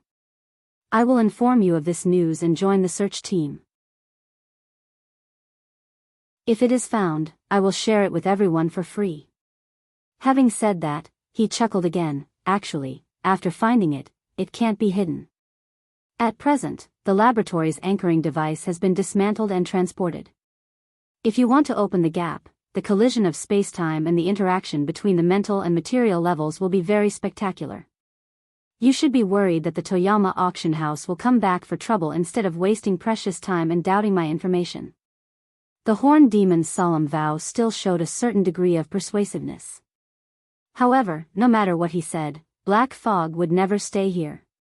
At this moment, the Horned Demon's pointed words also came over. Anyone can leave at any time, no problem. However, as stated in the event description, the balance is not collected and the deposit is not refunded. Diagonally opposite, the psionic detective Hua Dian, who had been silent since he arrived, also raised his hand, indicating that he had a question to consult. F*CK the deposit, F*CK the F*CK opportunity. Black Fog directly retreated, and the Horned Demon answered the question. This was the best opportunity to leave. Didn't Ma Ho, that son of a bitch, stared at him with venomous eyes? His decision was obviously correct. Just as he retreated, Ma Ho's figure in the distance jumped as if he was about to chase, but he forcefully stopped with an unwilling expression. Such a reaction made Black Fog's heart turn cold. This son of a bitch has an accomplice. Otherwise, with that temper, how could he hold back his fierceness? Without time to rejoice, Black Fog used the advantage of the spirit body's high-speed flight and retreated with all his strength. In a short time, he escaped hundreds of kilometers away. This should be a safe distance. Among that group of people, there were no extraordinaires who could spread the sensor network over hundreds of kilometers. Black Fog relaxed a little when he didn't see the enemy chasing him. He temporarily slowed down and diverted his attention to plan his next move. At this moment, a shockwave suddenly cut through the void. It was so strong and sharp that even his mind was in turmoil, giving him a fright. An expert had crossed the border. The shockwave came and left abruptly. Although it was strong, it left no traces. However, there was a penetrating and sharp intent that went straight to the depths of his spirit body. This wasn't an illusion. Black Fog seemed to be hit by a strong beam of light in an instant. The light shone through the bottom structure of his spirit body, and he felt that there was almost no privacy. Such an impact, if it landed, would definitely be a first-class spiritual killing method. Even in the out-of-body state, Black Fog evoked a hair-raising memory of his physical body. His spirit body froze in the air for almost a minute. After confirming that he was not injured, he finally knew how to think. Which deity had arrived? Looking at the direction, he should be going to the Horned Demon's side. Forget it, it's just a passing, it has nothing to do with me. Black Fog was sure that today was the day of his great misfortune. Everything was inappropriate. He couldn't stay any longer, so he suppressed all distracting thoughts, calmed his mind, and fled far away without looking back. After Black Fog fled for another 10 kilometers, a raven commonly seen in the wilderness arrived late. It arrived above the area where Black Fog had been stunned for a long time. It circled several times but found nothing. Fuck, he ran away. After Monkey got the news, he didn't have the mood to hide anymore. In front of everyone, he stomped his feet heavily. However, no one paid attention to him. Most people were communicating with the Horned Demon about the details of this transaction, preparing for the so-called gambling on luck later. Monkey wanted to vent again, but Fat Dragon suddenly updated his message, seems to be still there. Huh. Fat Dragon rarely spoke with uncertain words and tone, so Monkey didn't dare to easily interpret it. He cautiously confirmed, who is still there?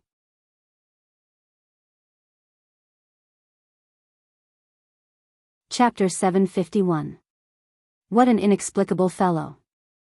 3,000 kilometers away at Beishan Lake in Ban City, Luo Nan rapped on the table, issuing a ridiculing evaluation. Yin Lu, who was combing through the information, raised her head. Which one?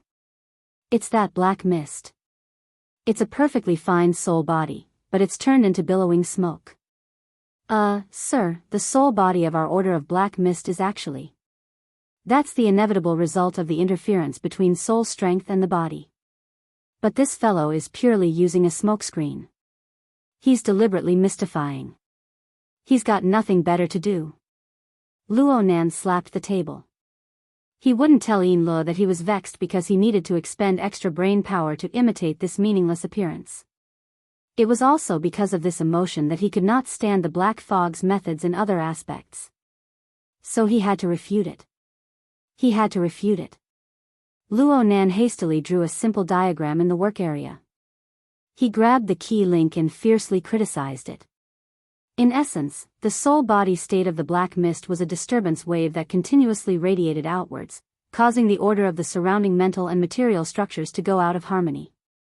Therefore, it was chaotic and disorderly. There were no rules to speak of.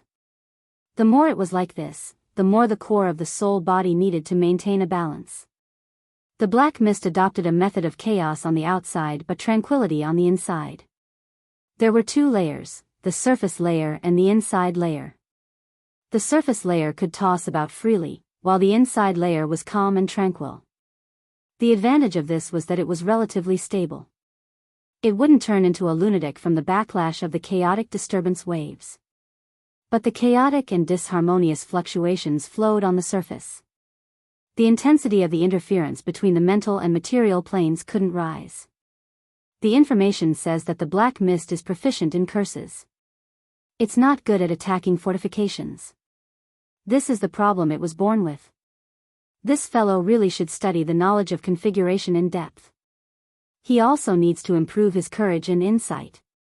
What's the point of compromise and balance? Put more effort into the domain of reological configuration. It seems chaotic but it's stable. It seems moving but it's static. Realize a kind of dynamic balance like a storm vortex. Won't its power increase instantly?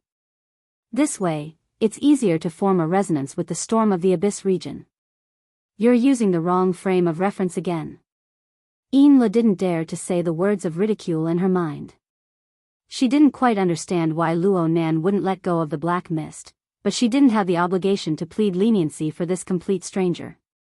Luo Nan's criticism didn't affect him from doing proper business. Right now he was comparing the structure of the black mist's soul body. He imitated the disharmonious disturbance wave state vividly.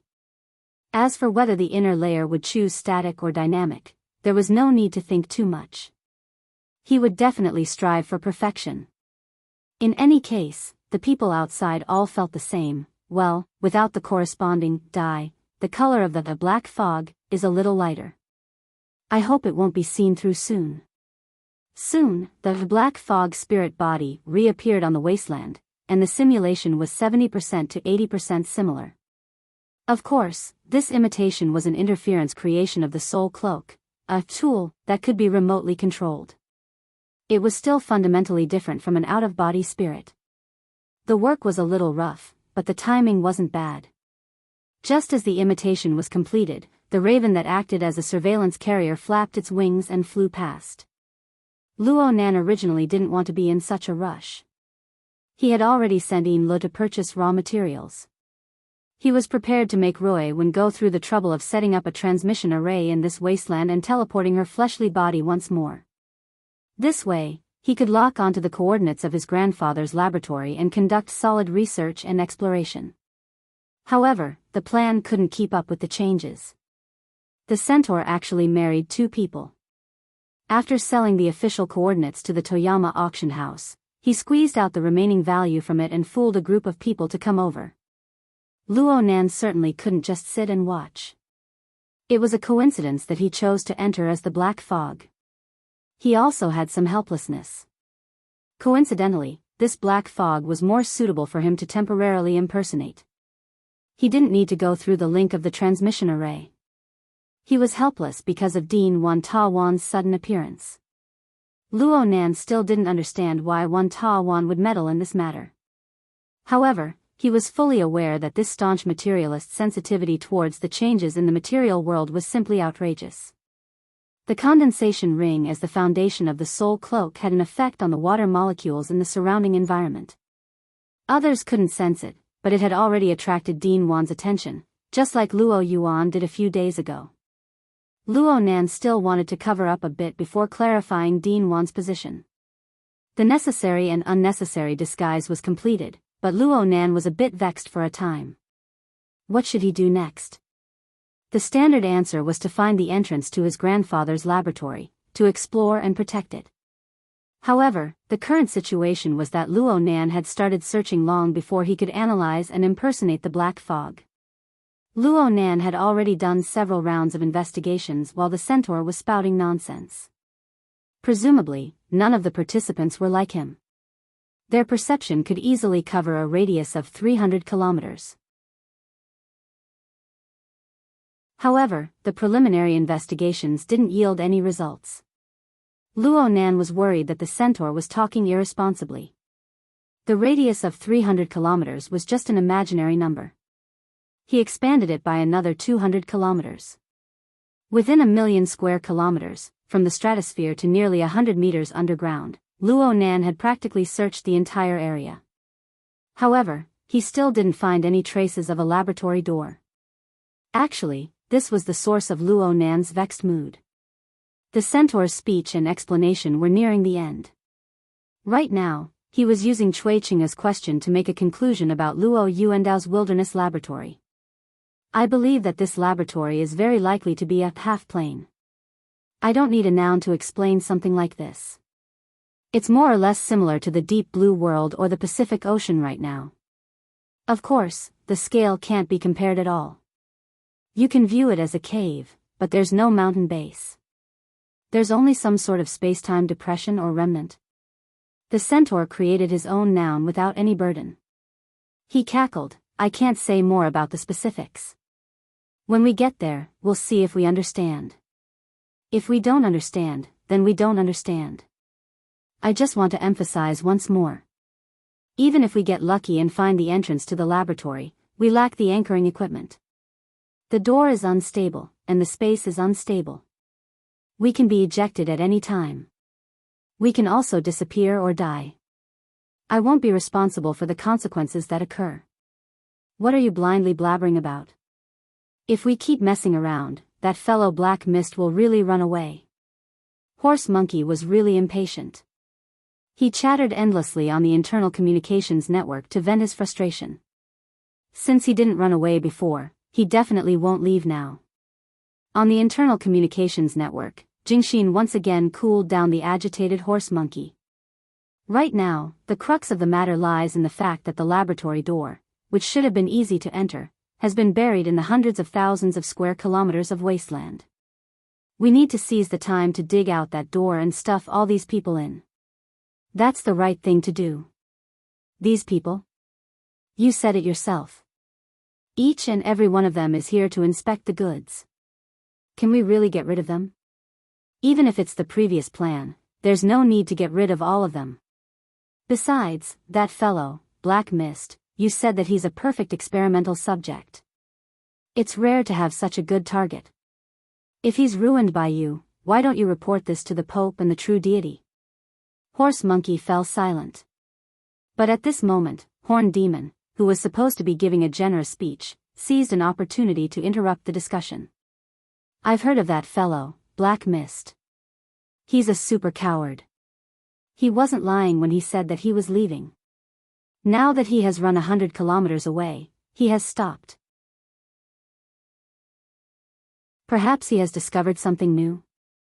Horse Monkey and Jingxin's eyes lit up. Horned Demon split his attention as he discussed in secret while wrapping up his speech. He clapped his hands and said, "Time is precious. It's time to test everyone's luck. I'll also reveal some information to everyone. It can be considered an advertisement. The Toyama Auction House's spring auction is on the 13th of next month. It's said that it will be held in some high seas. Therefore, in theory, the maximum time limit for our search and research is about half a month. Yes, it's hard to say if Toyama will intervene midway to preserve its value. It's fine as long as everyone has a plan." During this time, Jingxin asked Fat Dragon about the situation of the Black Mist, to which the latter simply replied, "I don't know. No matter what, it's a clue.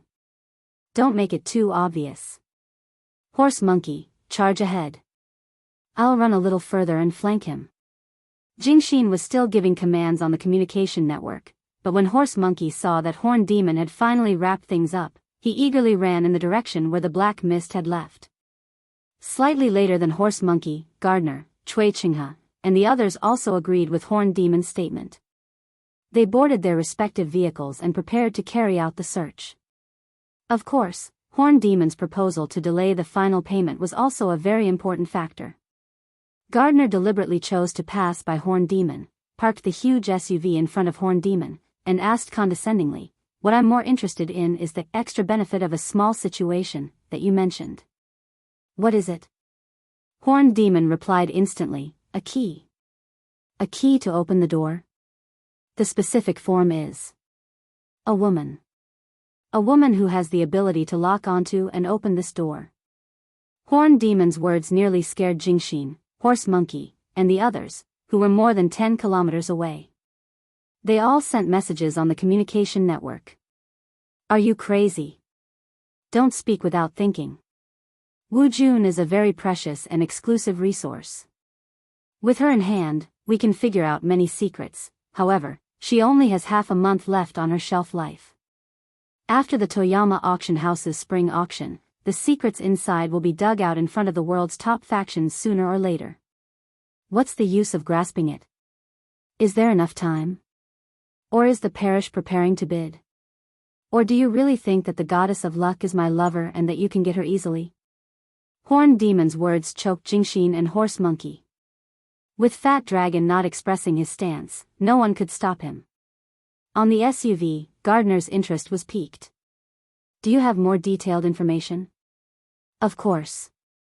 Hua Dian, who had been wandering around, turned back at some point in time and joined the conversation. "I also wish to obtain a piece of information to satisfy my curiosity." "Me too." Cui Qinghe's motorcycle also drove over. Horned Demon chuckled. No problem, no problem. Everyone who sees it has a share."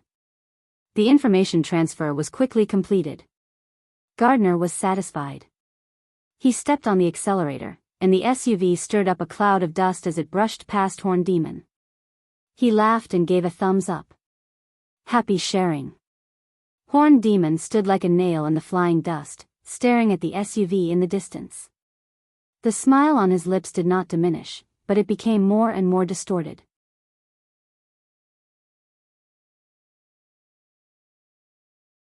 Chapter 752. Scourge. Horned Demon was a natural scourge. Luo Nan finally determined the nature of Horned Demon. He had been keeping an eye on Horned Demon all the way here.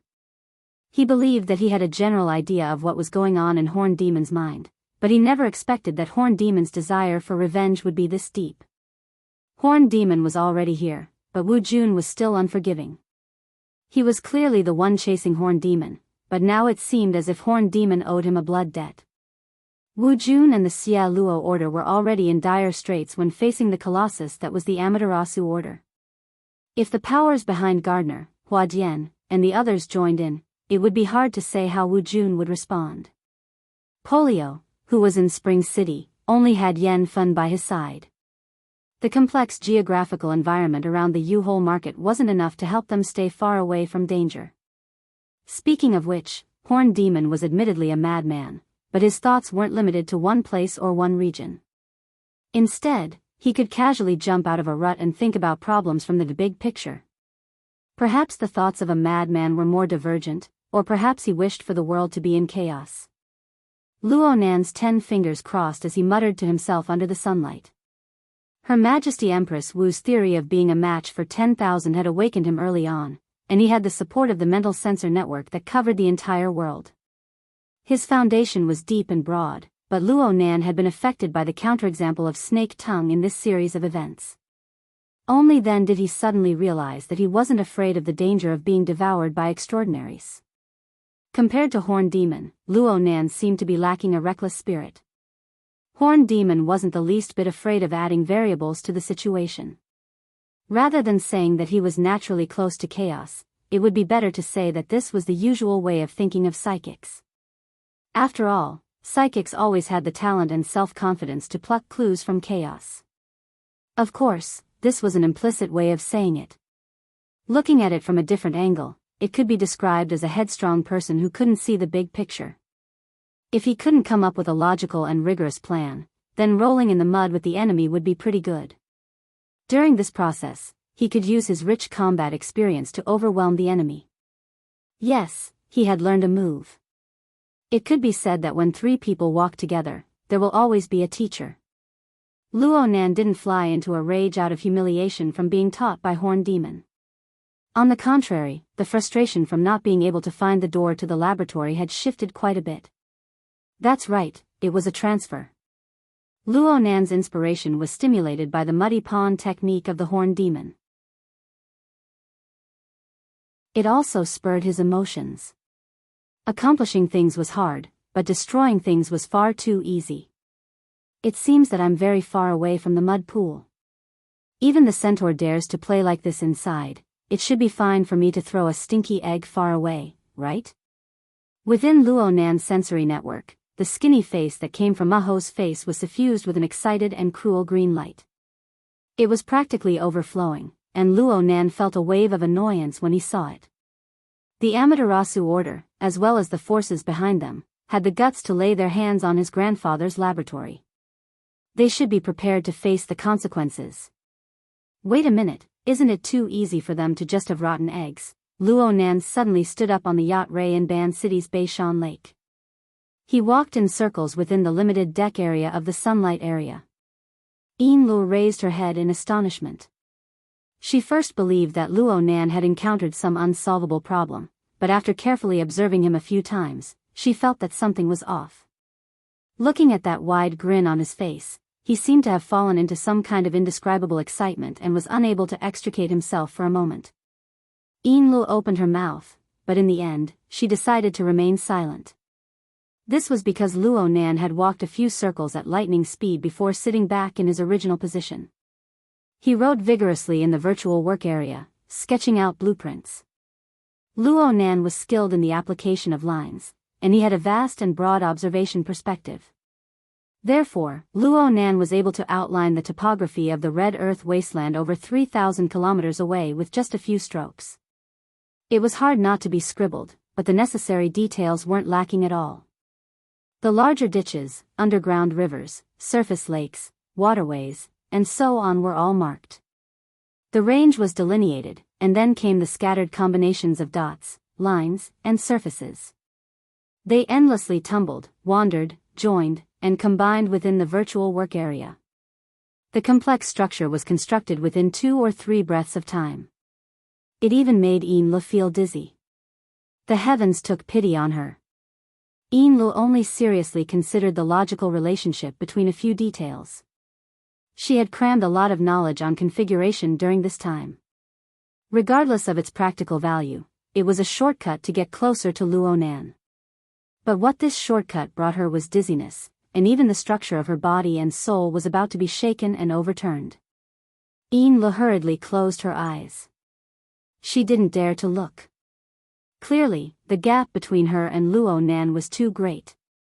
She was completely unqualified to evaluate on the technical level. She didn't even have the qualifications to review it. Therefore, she could only consider and judge from a more simple and intuitive perspective. Let's first set up a reference. Enla had a hand-drawn draft of Luo Nan's in her hands. It was the illustration he had made when he explained the connection of energy between Snake Tongue and Mr. Zhuoweimen. Enla once believed that it would be one of the most complex blueprints she had ever seen in her life. But now, the configuration diagram, which had just begun to be drawn, looked to be several times more complex than the previous draft. Enla really couldn't hold back the curiosity in her heart. She waited for a moment when Luo Nan stopped drawing and asked softly, I'm building a muddy pond. Huh? I'm building a muddy pond. Let's see how those people roll around. Let's do this for now. I'll make a simple diagram. I'll fill in the details later. Enla subconsciously narrowed her eyes. She quickly shot a glance at the virtual work area. Forgive her for not having a high level of understanding, but the combination of configurations that made her dizzy were really hard to relate to the so-called simple diagram. A distance of 100 kilometers was actually nothing to the feet of a B-rank powerhouse. The amount of time Luo Nan spent fiddling with the configuration was enough for Horse Monkey to cross the wasteland and close the distance between the two to within 20 kilometers. Horse Monkey knew the depths of the black mist. The process of chasing and killing in his early years made him very clear that the black mist didn't excel in mental senses. The limit of the black mist's sensing radius was approximately 300 meters. Moreover, it was very unstable. However, the warning trigger line constructed on this basis could reach as far as 10 kilometers away. It was worthy of the evaluation of a coward. For the sake of not alerting the snake, Horse Monkey suppressed the simple thought process of walking straight ahead. He very cautiously stopped 15 kilometers away and contacted Fatty Dragon once more to confirm the current situation of the black mist. Fatty Dragon expressed, "He's still there." "He's always been there?" "Yes. He's been there for at least 20 minutes. He doesn't advance, he doesn't retreat. It doesn't seem like his style." Suspicion rose in Horse Monkey's heart. Now that he was mulling over it, it was getting closer and closer to the speculation of the Horned Demon. Could it be that the black mist had some dog's hit luck and had really discovered something? He disappeared. Fatty Dragon suddenly updated his information. Horse Monkey was startled. He ran away again. He disappeared. Fatty Dragon said the same words, but his mood was a bit more serious. Horse Monkey thought of many scenarios in the blink of an eye, but none of them were reliable. While he was in a daze, his extraordinary intuition, formed from years of experience in the wasteland, suddenly awakened and rang in his mind. At the same time, the air in the surrounding area vibrated. There was a clear change in the lighting of the external environment. The shadow was like a canopy, covering his head. Horse Monkey raised his head in shock as he followed the vibrating sound and the angle of the light shadow. He saw a rolling black cloud appear 30 meters in the sky. It was unknown when, but it was dark and gloomy. From time to time, it would change between light and dark.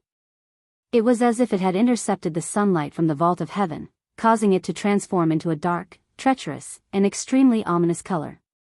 "Horse Monkey!" Fatty Dragon's shout came crashing over. Horse Monkey's heart sank, and he felt a little dizzy. It was only at this moment that he suddenly realized that he had been facing this ominous cloud for too long. There seemed to be an invisible attraction inside the dark cloud, hooking his soul, and he could not move away. This is bad. After waking up, Horse Monkey reacted instinctively. Faced with the seemingly harmless dark cloud, he immediately bounced backward, wanting to get out of the shadow formed by the dark cloud. It was also at this moment that a ray of light shone down from the dark cloud. The color was so frivolous that it was like a nightclub spotlight with a spot lens.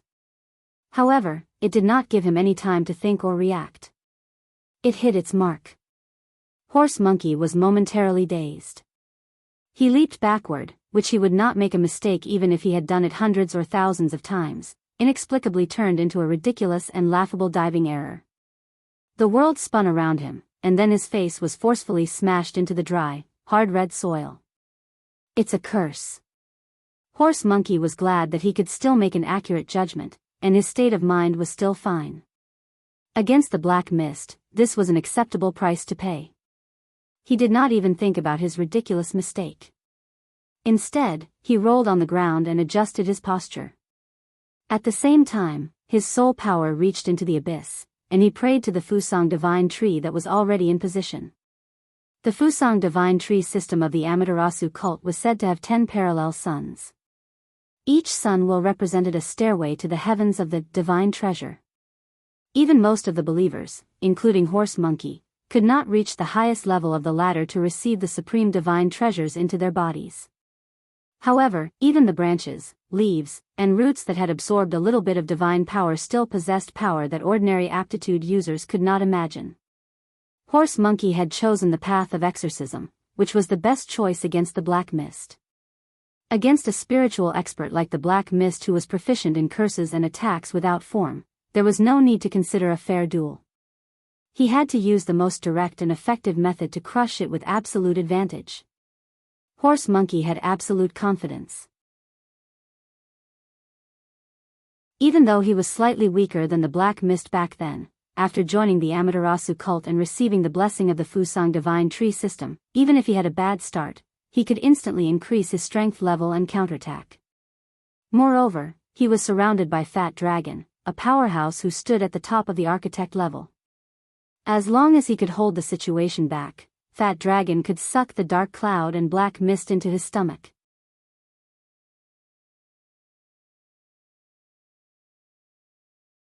Chapter 753.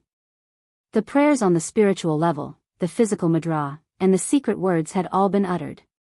However, the coordinated movements of body, mouth, and mind, which should have been one, had inexplicably turned into a clumsy performance.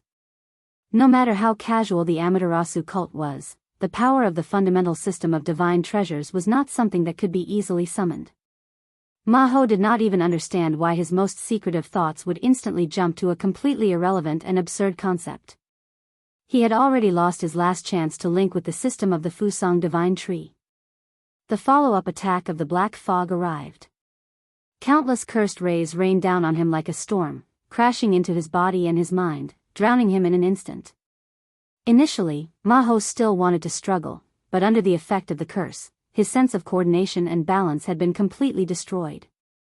Any slight exertion of force would result in a conflict with the movements of the upper and lower parts of the body, and it would lead to unpredictable consequences. His struggle had become a fatal catalyst. In a breath's time, he had completely fallen into a disorderly nightmare from the inside out, from his soul to his body. Every muscle was twitching and trembling, and every nerve had turned into a dancing snake. There was no logic to speak of. Even though he was stuck to the dry and hard ground, he could still enter a state of extreme excitement. He subconsciously wriggled up and down on the ground, then shivered and lay on the ground, like an old dog that had its final radiance. Save me. Maho could no longer care about anything else. He tried to call for help, but all that came out of his throat were meaningless grunts. He wanted to project his thoughts to the internal communication network, but his mind was also messed up by the swarm of distracting thoughts. If this continued, Maho suspected that the structure of his body and soul would fall apart at any time. Before that happened, his will was already on the verge of collapse. Suddenly, a bang sound exploded in his ears. The horse monkey had no idea where he came from, but right after that, the endless rays of cursed light were suddenly cut off. It seemed like it. The horse monkey's senses had dropped to the lowest point ever since he was born. He could only vaguely feel that his chaotic, disordered, and disorderly state seemed to have been alleviated. The stench of saliva, blood, and mud on his face finally stimulated his corresponding senses. Of course, there was also the feeling of stickiness. Maho didn't even need to look in the mirror to know that his snot, tears, and blood were mixed with mud on his face. He subconsciously turned over, and he actually succeeded. Sunlight shone down, and the shadow that covered his body and soul in the middle had disappeared at some point. But then, warm liquid drops and broken feathers sprinkled on his face and body like burrs. As for this logical relationship, he no longer had the energy to think about it. He panted heavily, and it was only then that he felt the torment of his internal organs. A strong feeling of nausea and the feeling of losing control worked together. A stream of heat gushed out from his throat, eyes, and even his nostrils, like a fountain. But in essence, it was the filth stored in his stomach. It sprayed high, but in the blink of an eye, it sprayed all over his face. "I'll kill you. I'll kill you." Ma-Ho mumbled as he opened and closed his mouth, but the filth poured in again. He screamed and jumped up without caring about anything else. In the blink of an eye, he fell to the ground and vomited. How unfortunate. "Are you all right?" Jingxin's concern came late, but he didn't appear. His true body was still 30 kilometers away, and he only sent his greetings through the internal communication network. Ma-Ho was about to vomit his bile out, so he wasn't in the mood to bother with him. Jingxin also knew of Ma-Ho's situation and guessed that he likely didn't know what had happened later. He gave a simple introduction. Fat Dragon exploded the surveillance vessel and used his flesh and blood to cast a curse that struck the black fog. That fellow was likely injured, but he still managed to escape. Fat Dragon is searching, but there's not much hope. Phew. Phew, Ma-Ho was still panting heavily. He didn't expect Fat Dragon to avenge him, nor did he expect Jingxin to help him up. They addressed each other as brothers only because of the need for action. Hiding their relationship as members of the Amaterasu cult was also a requirement for action. They knew each other very well. They were all cold people by nature. Even when Fat Dragon had saved him previously, it was likely because he felt that he could succeed. Under such circumstances, there was no need for Ma-Ho to feel resentful. Bullshit. He wanted to lash out at anyone he saw, but there was only desolate red soil around him. In fact, he had indeed ravaged the desolate plains. Now, there was a shallow pit in the ground, and his crotch was wet and uncomfortable. What a nightmarish memory. F***K. F***K. F***K. Ma-Ho slammed the ground with all his might, causing dust to fly up. If he were a person who wanted to be dignified, he might have slit his own throat. Ma-Ho wasn't that bad, but the moment he thought of the scene from before, he couldn't help but see stars as his organs burned. He couldn't understand or accept it. That fellow, the Black Fog, a coward who only knew how to backstab others, had become so terrifying. It was also a curse-style attack. It was a method that completely wiped out balance and coordination from the body and soul structure and psyche.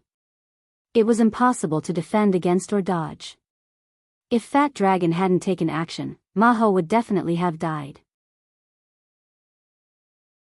And the power that ultimately killed him would likely have originated from him.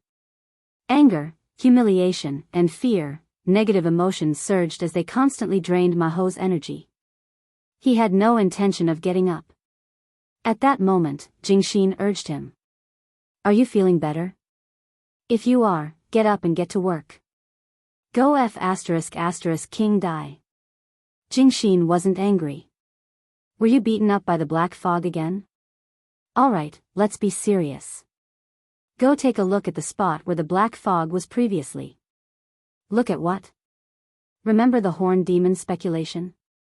At present, Fat Dragon hasn't caught the Black Fog, but that fellow has been circling the vicinity without leaving.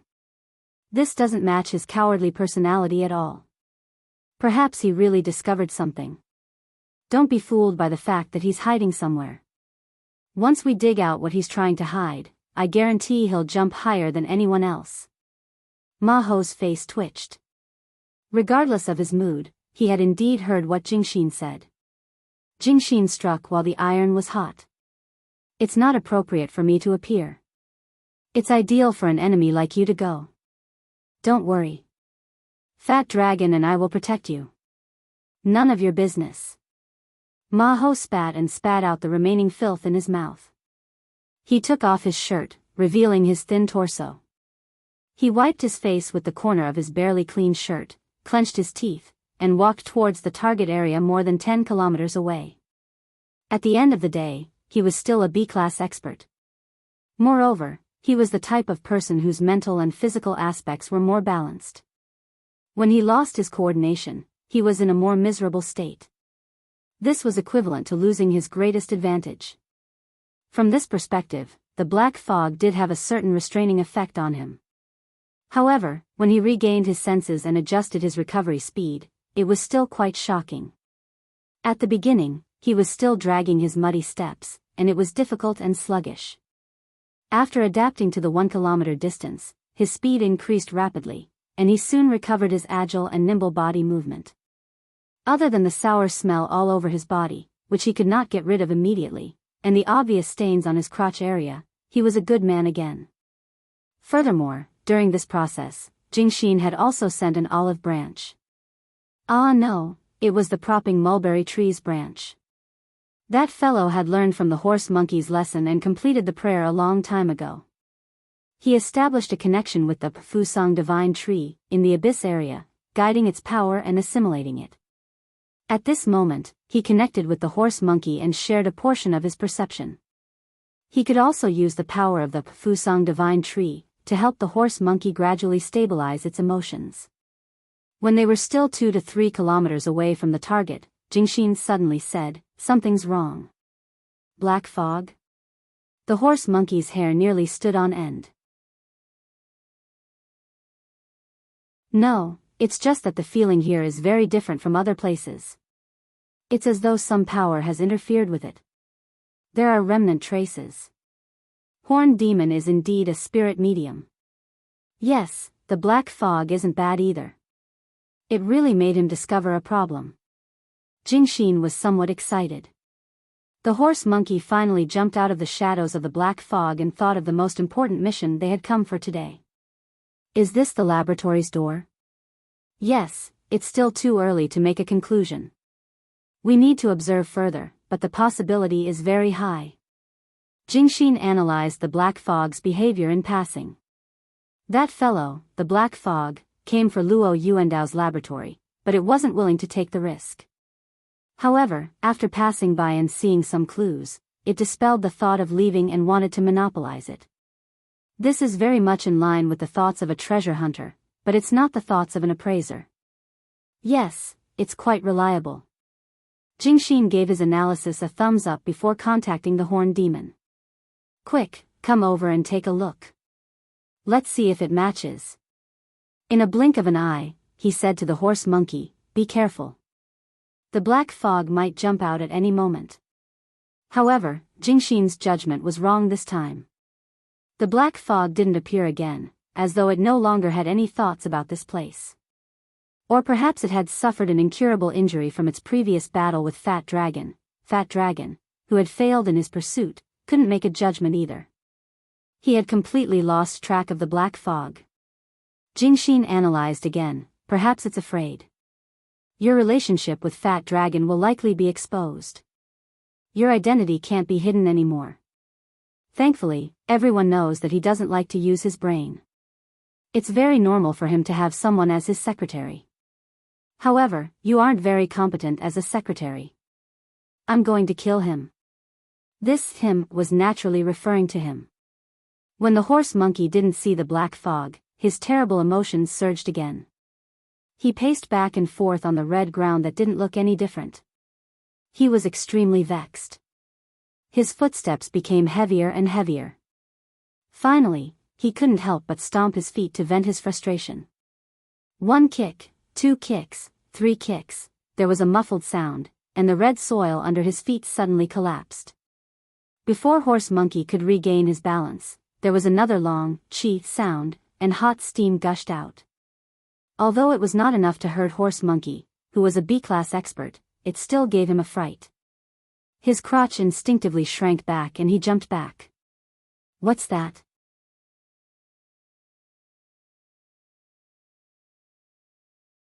Chapter 754. Monkey certainly did not want more people to see him in such a pathetic state. However, things did not go as he wished. The search, which was purely based on luck, had just begun. Most people were still wandering aimlessly without a clear direction. At this time, a small change or accident could easily attract people's attention. At the same time, as Jing Xian had said, the minds of treasure hunters and the surveyors were completely different. As the designers behind the scenes, the Amaterasu sect's way of thinking was closer to that of the surveyors. Hence, sharing information and increasing efficiency became the best choice. From Monkey's humiliating failure to the discovery of a geothermal geyser, the entire process took about half an hour. The time taken to attract others was even shorter. In less than 20 minutes, most of the participants had gathered around the newly discovered geothermal mud area. To be precise, except for Anthony, the priest, and Vanta, the dean of the Welfare Institute, everyone else had arrived to study the latest discovery. Of course, they also had to eliminate the black fog that had been chased away by Fatty Dragon. With so many people here, Monkey, as the first discoverer, had to give a reason. At this time, hiding the truth was not an option. Only a fool would reveal everything. After discussing with Jingxin and company, Horse Monkey described the old grudge between him and the black fog in a deadpan manner. He casually summarized the pursuit and the subsequent analysis and pursuit, completing the relevant logical chain. Of course, some of the hidden meanings needed to be discovered by smart people. There was no shortage of smart people on the scene. Gardner stared at Monkey's face and did not hide his ridicule at all. It sounds like you drove the black fog away and then found this place that he was trying to hide. But looking at you now, it looks more like a victory. Also, although I'm not good at sensing, the abyss area seemed to be very lively just now. Brother Monkey, the black fog, who else was it? Gardner then looked at Fatty Dragon, who was also staring at him expressionlessly. Their eyes met. Even though Gardner was also a burly man, compared to the huge fat dragon, he was still an order of magnitude weaker, and it was the same in terms of strength. Gardner looked unruly, but he had his own plans. He did not want to lose to Fatty Dragon, who was one of the top grade B powerhouses. He laughed and waved his hand. We all know what's going on with Fatty Dragon. One or two more of you from the Amaterasu cult won't scare me to death. Why do you have to be so secretive? Moreover, it's not a good habit to neglect work for personal reasons. Fat Dragon was always numb and stiff. Ma Ho's face turned green, red, and green. It changed back and forth 7 or 8 times, but in the end, he still clenched his teeth and didn't say anything. At this time, the centaur stood up in a timely manner and mediated in a decent manner. As I said, this is an uncertain opportunity. It is a gamble. I don't mind if any party wants to increase the probability of harvest by increasing their investment. In fact, I welcome it. Of course, I also hope that I can open less SMUF accounts to avoid unnecessary misunderstandings. But then again, compared to Fatty Dragon and you guys opening SMUF accounts, I am more dissatisfied with Mr. Black Mist who slipped away. Everyone has paid the price, and none of us want to miss the opportunity. That's why I propose the idea of sharing. Only when we get our hands on the treasure can we talk about distribution. In fact, the word distribution was almost meaningless in Luo Yuandao's laboratory. It was indeed a huge fortune, but to dig a piece of the treasure mountain, it still required enough knowledge, insight, and luck. In this context, cooperation and sharing were more important.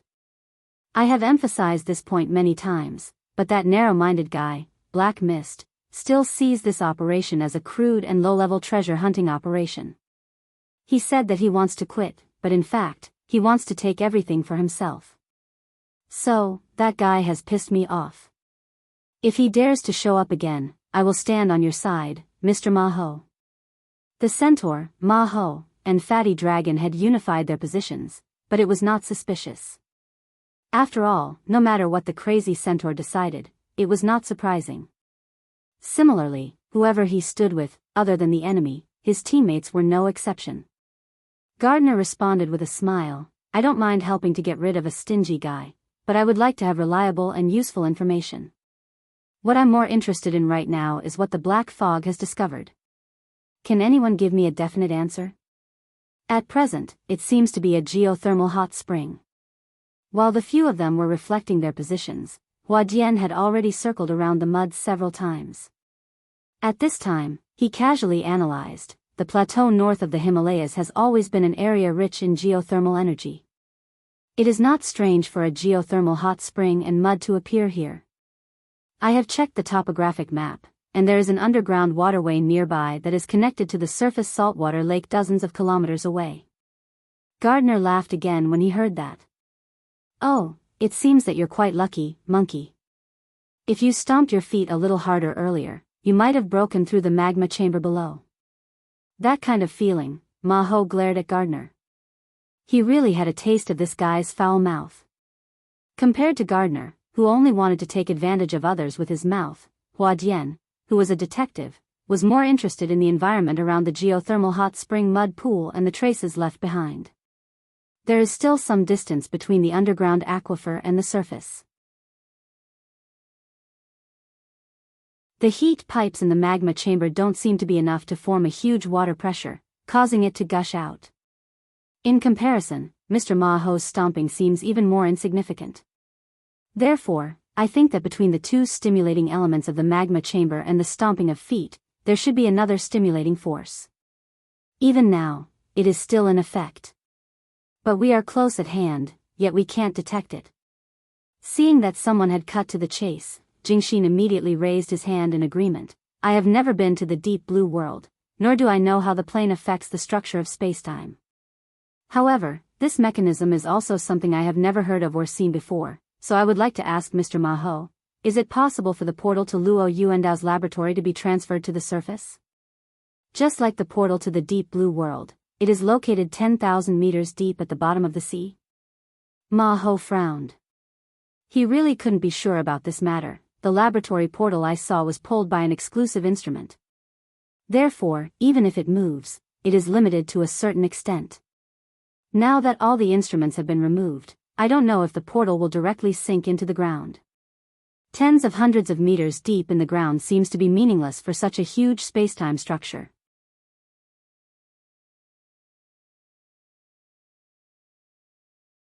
Chapter 755. The people around them looked at each other and saw the fear in each other's eyes.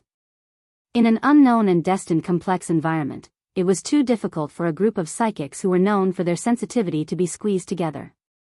This might be a bewitching array.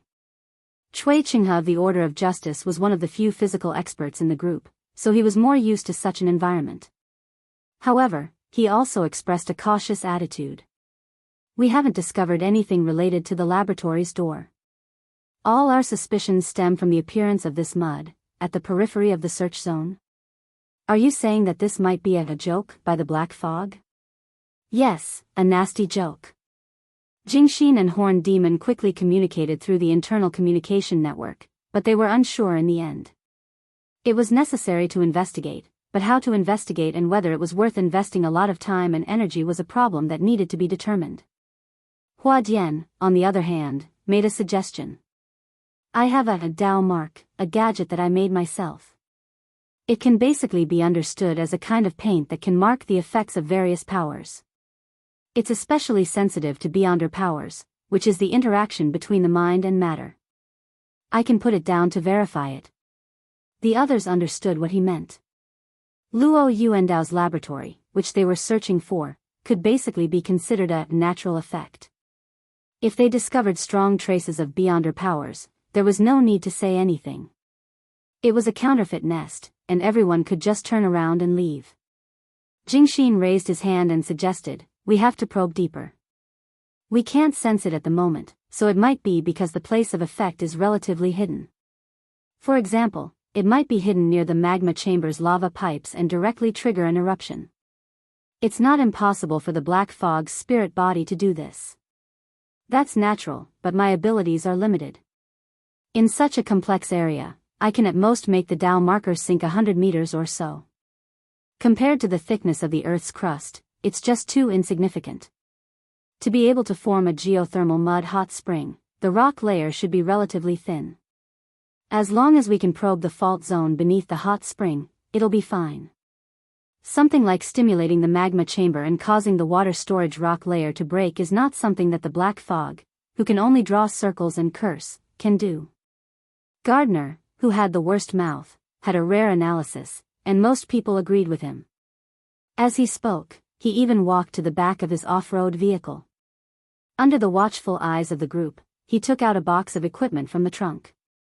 He then opened the front and back doors of the car, as well as the cover of the car's roof. The interface of the dashboard, which was rich in functions, was revealed. I can add another round of assistance. In the complicated terrain of the wasteland, I believe in the equipment more than my own senses. The centaur whistled. Inside the equipment box that Gardner took out were precision components that were neatly arranged. Some of them were slightly combined to form a round probe ball.